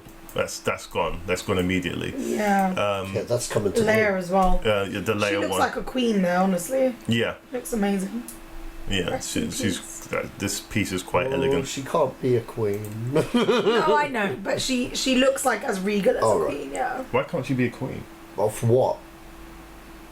A Naboo? Well, certain people haven't seen it, so I can't really go into it. But we'll talk about when Amrita's not here. No. Well, she can be a queen. She can be queen of Naboo. No. Why not? Different kind of regency. Why can't she be queen though? Because like they don't. No, this is going back into episode 1 talk. They don't. If you look at like the way the prequels are set, it's a term that isn't done through blood, kind of thing. It's done differently. Oh, it's like a senate. Yeah, kind of thing. Because like they vote whoever their queen is. Yeah, something like that. Right, Because in the second episode there was an Indian queen. Yeah. And in the third episode, Could they not still vote for her though?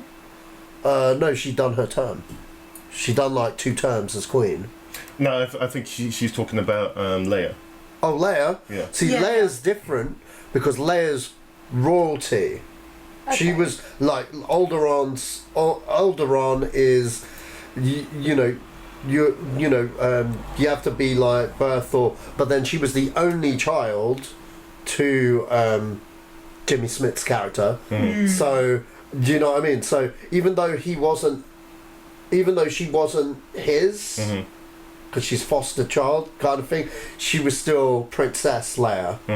And do you know what I mean? Like she would be Queen of Alderaan, but there's certain plot points in the movie or for New Hope that kind of explains why she's not a queen. I don't want to go into it because it's fairly obvious.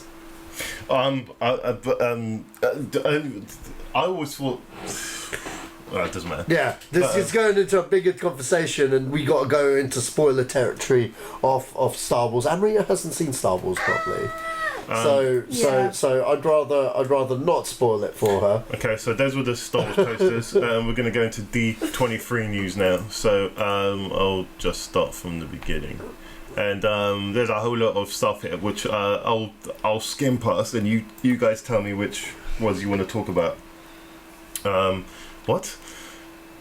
Oh wait, I just saw that and I thought, huh? Okay, so we've got okay, so Disney princess actress wants an Avengers-like team-up movie for the Disney princesses. What do you feel about that? I mean, listen. I love Disney. if they want to do this shit, I would still watch it. I mean, it's gonna be nuts. It's probably gonna be like, it could be shit. It might be awesome. I don't know, but it will be fun.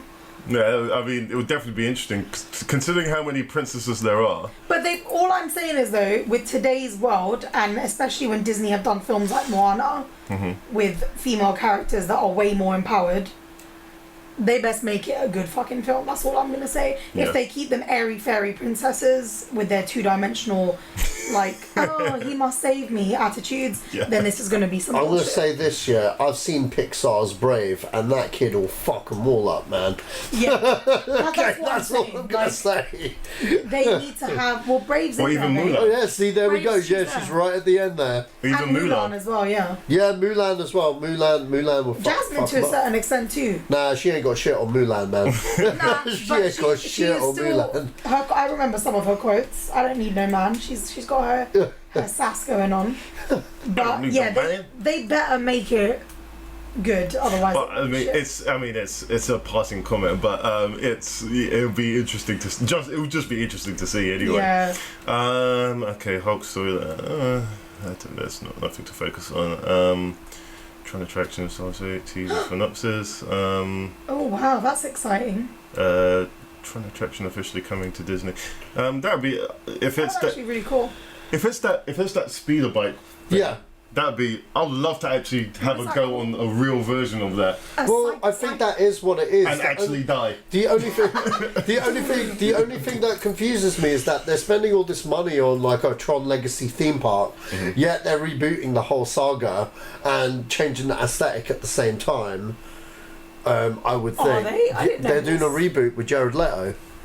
Oh my gosh. Well, it was in I actually loved Tron Legacy. I love that film. best music video I'd seen in a long time. Yeah, it was so awesome. But I know a lot of people were kind of hit and miss with it, but I loved it. I loved that film. And who's the guy? Who's the actor that was in Nixon versus?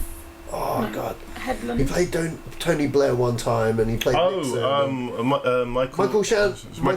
Michael Sheen was amazing in that film, man. Yeah. He was so cool. I liked his character. Yeah. And you know what? I just love Tron Legacy. I just love Tron Legacy. Bridges, man. Oh man, he was Jeff Bridges was fucking awesome. You know what? That's how I want Luke to be in fucking The Last Jedi, like Jeff Bridges out of fucking Legacy, because Jeff Bridges just like fucking owned that as movie. well, the way like for the time when it had come out, when 3D was really being was new but was still being quite criticised. Tron was one of the better ones in the way that it did it. The fact that the whole beginning was all 2D and it only turned 3D when it was in the Tron universe. Yeah. I thought it was phenomenal. Like the look of the film, the way Daft Punk seamlessly fit that soundtrack. Like everything about that film was perfect. I'm not gonna lie, that was the film that got me into Tron. I'd seen Tron, but I'd never properly paid attention to it. But Legacy, I'm new into Tron. I watched Legacy, fell in love with it, and I fell in love with Tron basically. But yeah, there's a lot of love for Tron. So I'm going to move this on because we've gone over 2 hours now. Thanos. They showed a teaser at D23, and it highlighted what Thanos' actual a ginormous threat in the world. He's not this thing that just talks. Someone said that someone had a trailer analysis of the trailer, and they said that he was fighting against Robert Downey Jr. and he put the gauntlet on and he got part of the moon. Brought the moon closer, yeah? And he's just changing all kinds of stuff. It boggles the imagination to see what he can do with this this gauntlet thing that he has, and that intrigues me. If they can pull off what they preach, then it's gonna be a highlight. It's gonna be one of those spectacle movies that everyone will be talking about this for years. You know what? I saw. My God, did you see that? I watched the announcement before they cut to the trailers where they announced all the cast. Josh Brolin. I know he's I know he's playing Cable for Deadpool. Yes, you're right. Okay.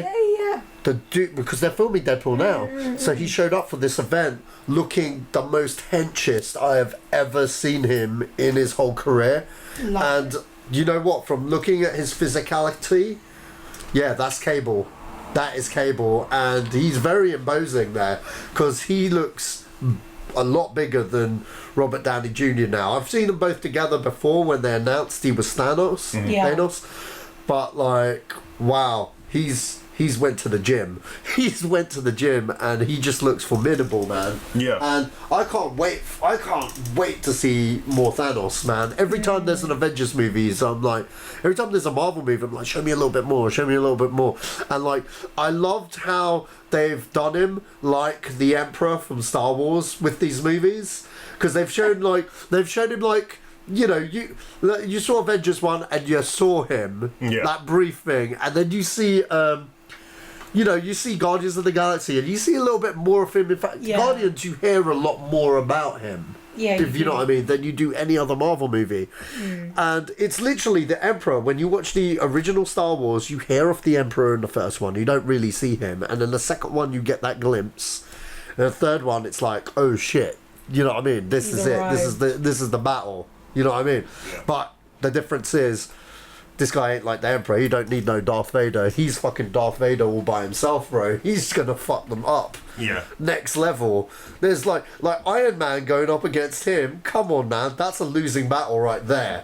You know what I mean? But that's the thing. It's everyone against him, and that's what's intriguing about everyone dotted all over these films. It's an event film because you don't really get stuff like this in movies. So I'm gonna say this though, this is the first proper foe for them, because Ultron wasn't really that. He was wasted, and plus, like, to be quite honest, let's say they had the full rights to all their characters, Magneto would have ended that argument in 5 seconds, just saying.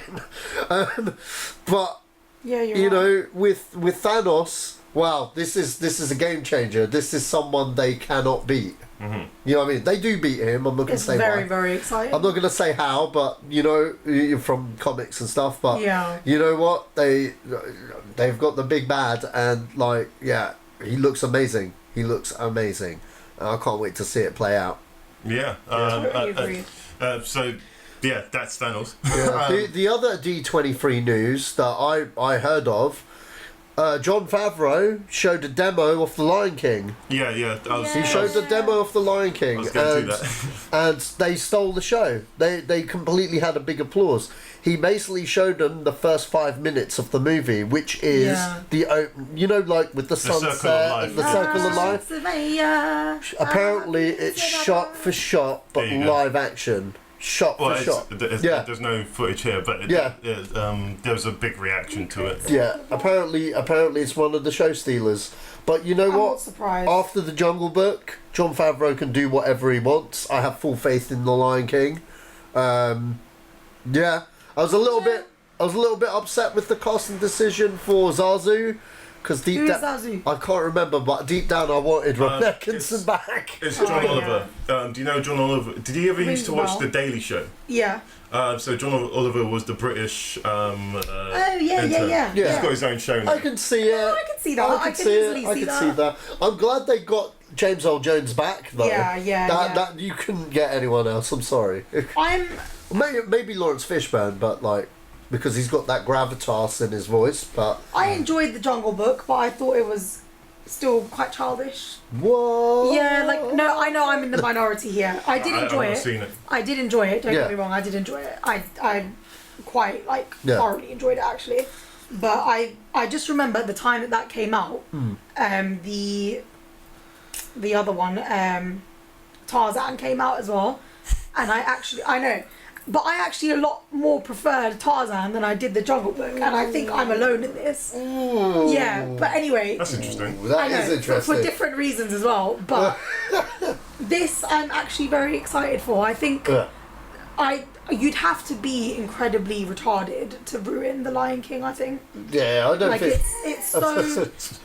like, it's such an amazingly perfect film. Yeah. That's the most crass statement I've ever heard you made. But Jenny, I mean, really, it's such a great film. Like, if you if you literally are just recreating it almost scene by scene but live action, it's gonna be amazing. Like, there isn't really much else, and I have so much endless love for that film. Like, it arguably is my favourite Disney film ever, maybe, to the point where I still will weep at that scene.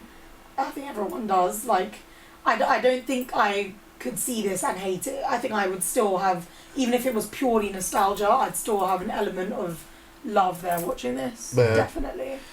I wanted to kill the person. I wanted to kill the person that threw up the fucking Hugh Jackman rumor. Because last night before I went to bed, that was on here as well. Yeah, it's fake. It's fake. It's fake. Someone threw it up as a rumor saying he was Scar, and I posted it up. No way. Yeah. I actually posted it up, and then only to discover no, it's fake. So I had to delete it.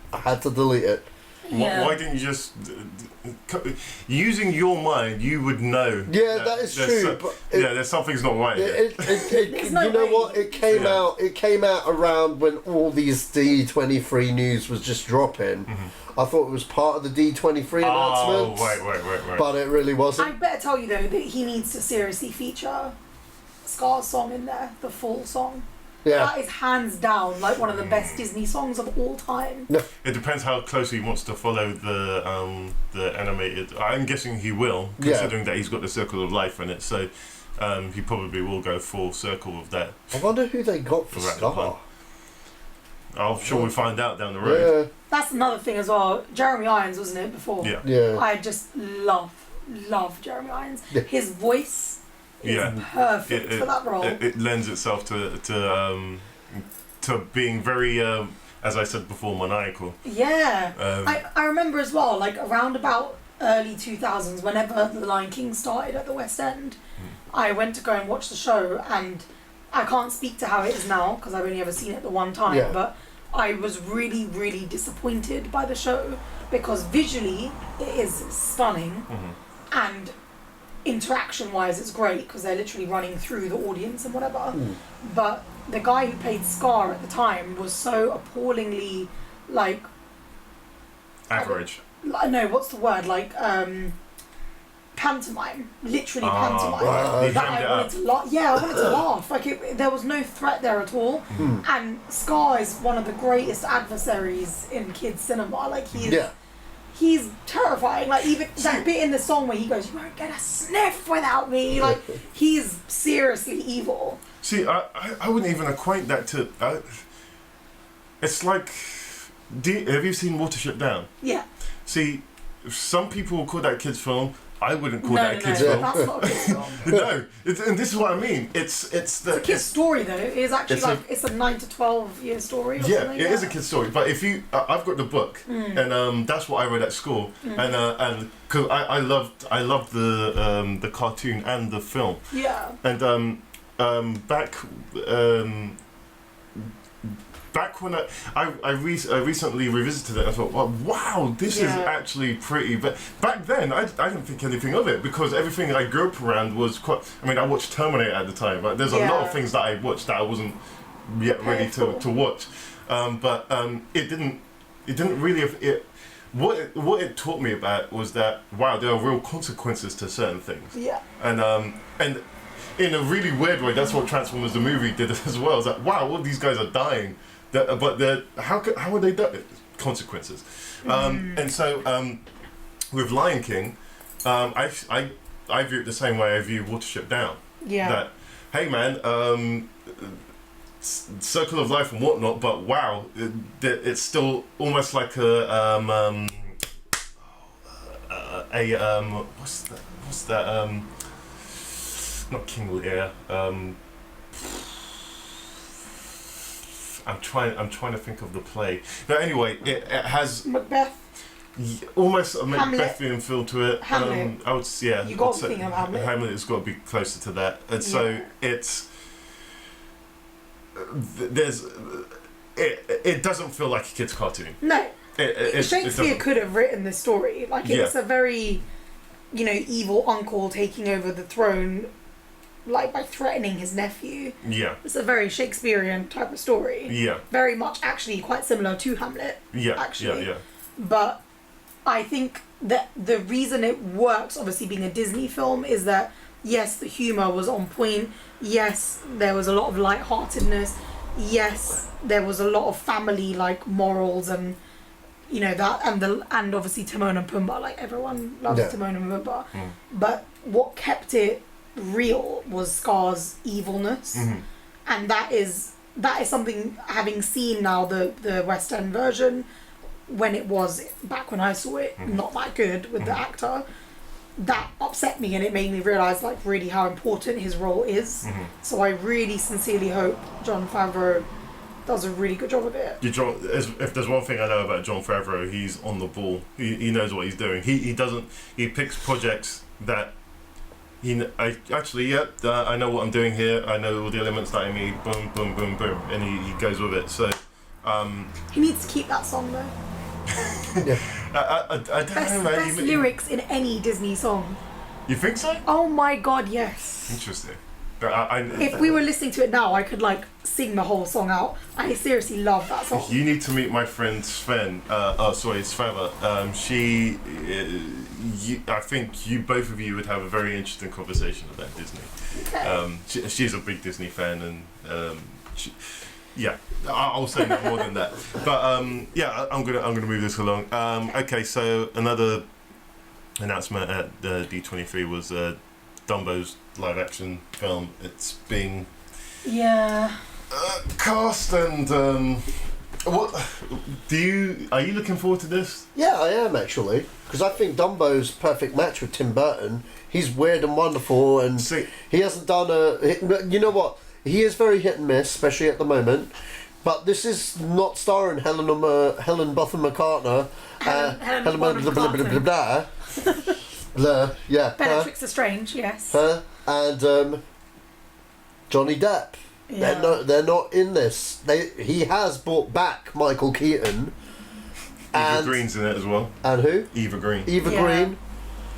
And I'm intrigued to see what they do with Dumbo. Really. See the part I know the part that he would be the best for at this, and that's the pink elephant. Yeah. That's gonna hands down. Yeah. And that, to be honest, I think they should get someone. They should get someone else. They should get someone else to direct the rest of the film. He should just direct that part. No, but I'm you know what? It is, but you don't get it. It's perfect for Burton. Dumbo Dumbo is an outsider. Yeah. He's a freak.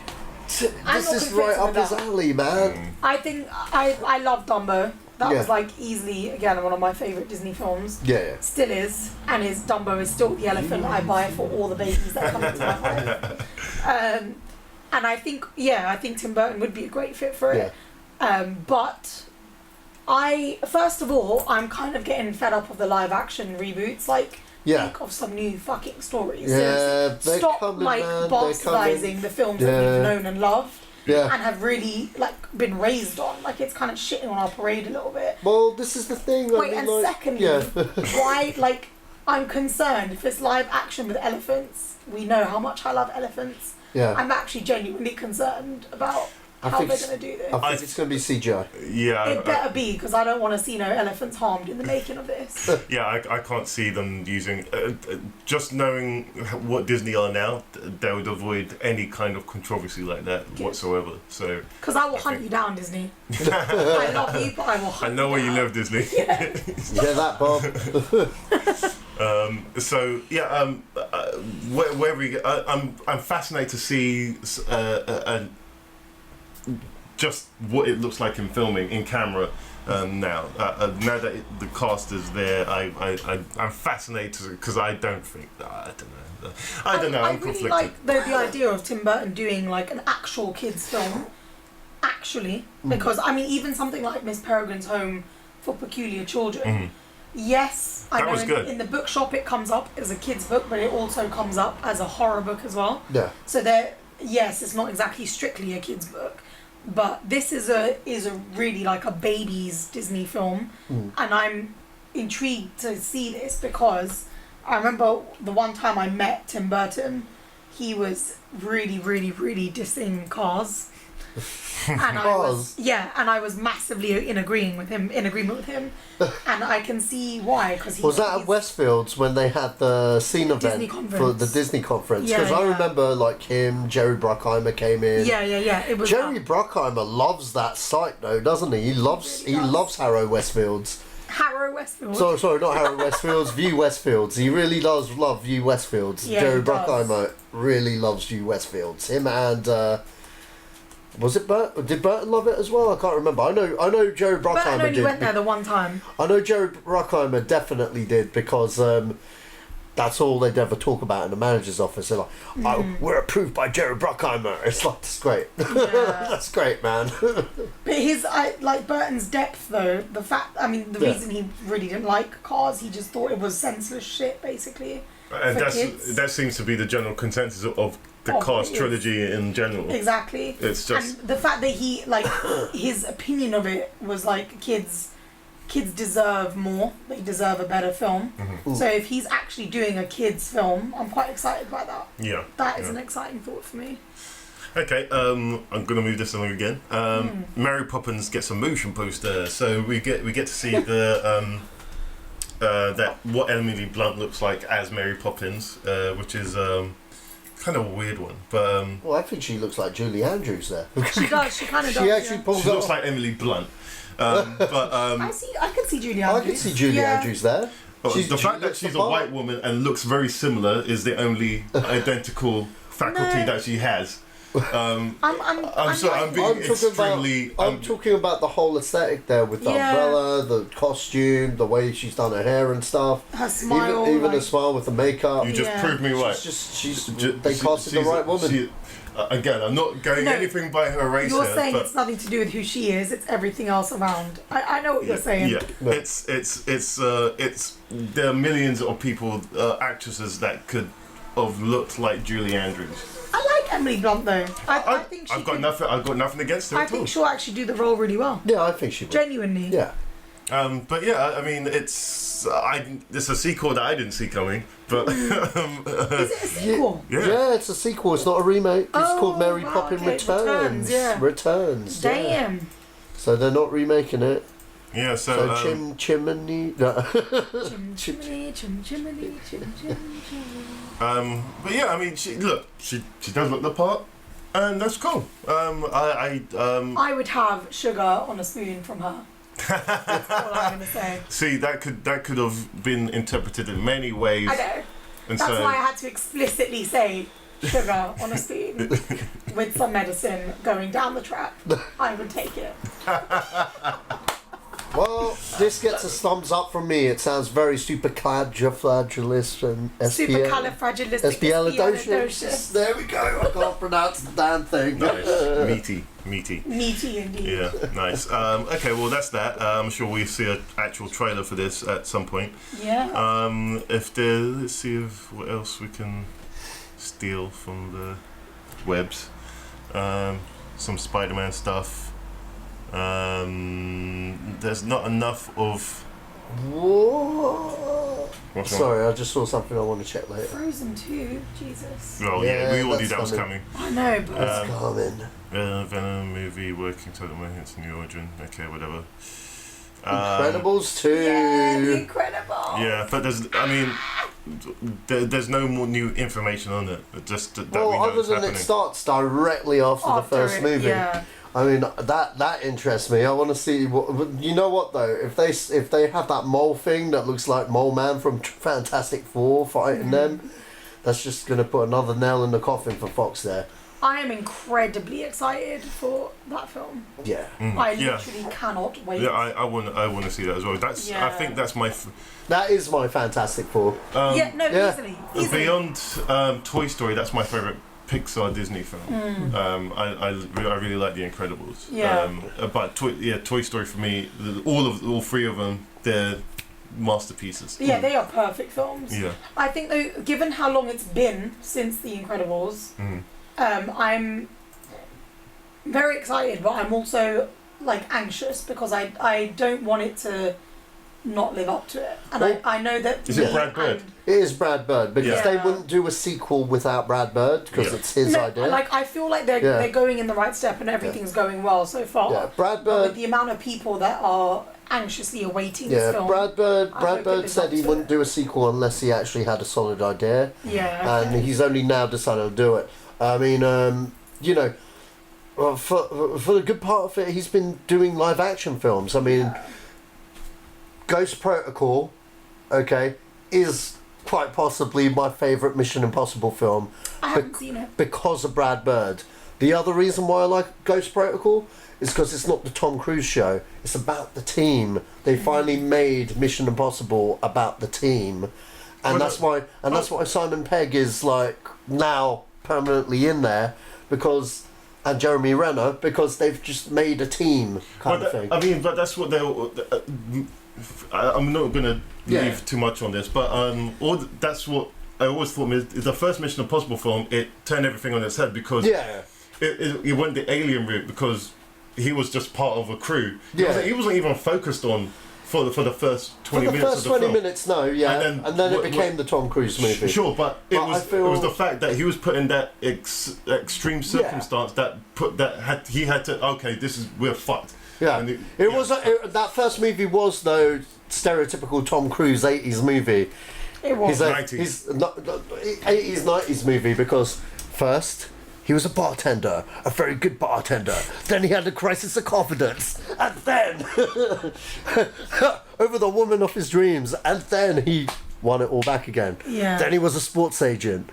He has a crisis of confidence, and then it's the story for every Tom Cruise movie. And same with that Mission Impossible. Magnolia. Oh, that was such a good film, and probably one of his best performances ever. I mean, but like, back to my point with Brad Bird. Well, I didn't finish my point.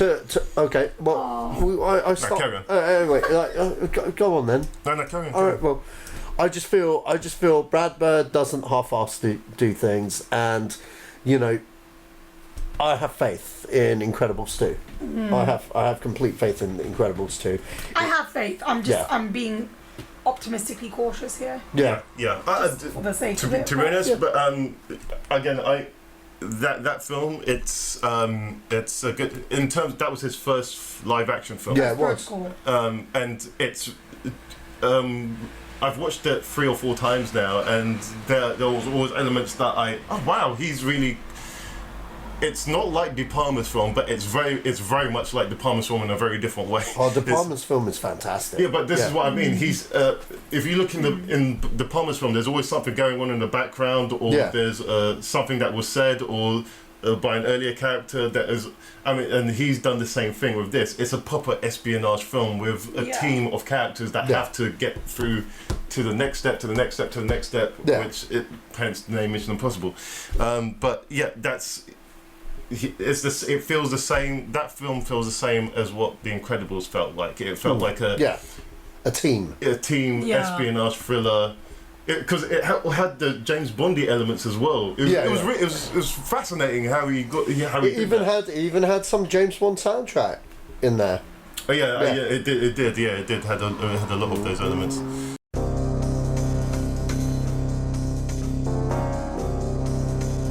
I'm going to end it there. There's only a few more things to do, and that's the films opening this week. And there's one. There are a few films coming out, but the highlight of the week is Dunkirk. Yeah. And that's there's not much to be said on that. It's a Christopher Nolan film. It's it's a passion project of his, and so it's going to be good. It's going to be a good one. It's a World War II film. I know you've aired your views, Amrita, about it will have to be like really shit to be no good. I actually want to see this in IMAX. I actually want to see this in IMAX because of the way it was filmed specifically for it, and because it's Nolan and his use of IMAX cameras is usually better than the normal standard flare that you get there. So agreed. Yeah. Cool. Anything else to add to that? I mean, it's every month when I write my film review for our local shopping centre, they let me pick what film it's going to be, and I'm tempted to do Dunkirk this time around, but at the same time, I could write it now and already make it a good review just because I love Nolan. He's probably the only director that I would blindly go and watch a film knowing even nothing about it, just knowing that he's directed it, and know quite confidently that I would like the film. So I'm really, really, really eager for this. I cannot wait. And I find the story as well, I don't know a huge lot about the Dunkirk story. I've obviously been looking into it now since the film's been coming about, but the idea of like the rescue that took place, I find it quite a real heroic story. That I think even if it's done really badly, which is almost unimaginable to me, it's gonna be a good, important film because of the historical weight of it to begin with. So yeah, I can think this is gonna like sell out everywhere. Everyone's gonna see this. I mean, it's again, in terms of war films, the only other war film that I really like is Saving Private Ryan. Because it did something with war films that it turned out, like I said, apart from, I mean, war films at that point were very formulaic. And it was, you knew what you were getting, but with Saving Private Ryan, it was just from the get-go, it was pretty gut-wrenching. And from what I've seen from the reviews on this film, Dunkirk, it's not the same film, but it's got the same. Whoa! I didn't see that coming. I didn't. You didn't know it. It puts you into it puts you into the time and place about how these guys felt being trapped. Throws you in, that's testament as well to Nolan, because one of his signature styles, if you like, in my eyes, is that he has the ability to take a story that is either completely far-fetched, like Inception, for example, or fantastic, or like Interstellar, or whatever you want to call it, like or even unreal, like The Dark Knight, and make it so real and so relatable and so human. And to do a war sort of story like this just seems natural to me. Like, even though it's not a film I would have necessarily thought he, as Christopher Nolan, would do, his style seems natural for this. So I really can't wait, honestly. Yes, awesome. Well, that'll be the 21st that comes out, so look out for that, folks, at your multiplex and IMAX screens. Okay, and that's it for this podcast, number 66. Thank you very much, Amrita, for joining us. Is there anything you'd like to plug? No. Come on, man. I do my review, but it goes with St. George's Shopping Centre. Yeah, plug it. So they've got their own Tumblr. Tell them where to find it, man. I'm trying to even remember what it is, because they share it through their Facebook. It's their the St. George's Shopping Centre Facebook page. It goes on there, and it comes up as like the film lover review. So once a month, that's what I do. And okay. My last one was Baby Driver, so that's probably fresh up on there now. Which, if you haven't seen, sort your life out, because it's amazing. Get to the cinema. Priorities, people. Yeah, such a good film. And that's actually just reminding me, I really need to get the soundtrack. Lickety split, Yeah, I thought that'd be a soundtrack seller. Definitely. Okay, Sach, where can people find your shizzle? Sashman3 on Twitter, and check my YouTube page, Sacha Allari, for all my short films. Okay. You can find this podcast on YouTube, SoundCloud, iTunes. Did I already say iTunes? No. YouTube, SoundCloud, iTunes, and Stitcher. So just put in Zedos Gang and you'll find it. There's not many names with Zedos Gang on it, so it won't be hard to find. And if you're watching on YouTube or listening on YouTube, could you please like and subscribe? That would be awesome. That would help me out immensely. And on iTunes, if you could just give us a review, that'd be great. I'm not actually sure how it works, but that would help a lot. And saying that, this is the end of this podcast. Thank you, listeners, for listening. Thank you, people, for commenting. And yes, that's the Zedos Game podcast, and we're out. Bye. Bye.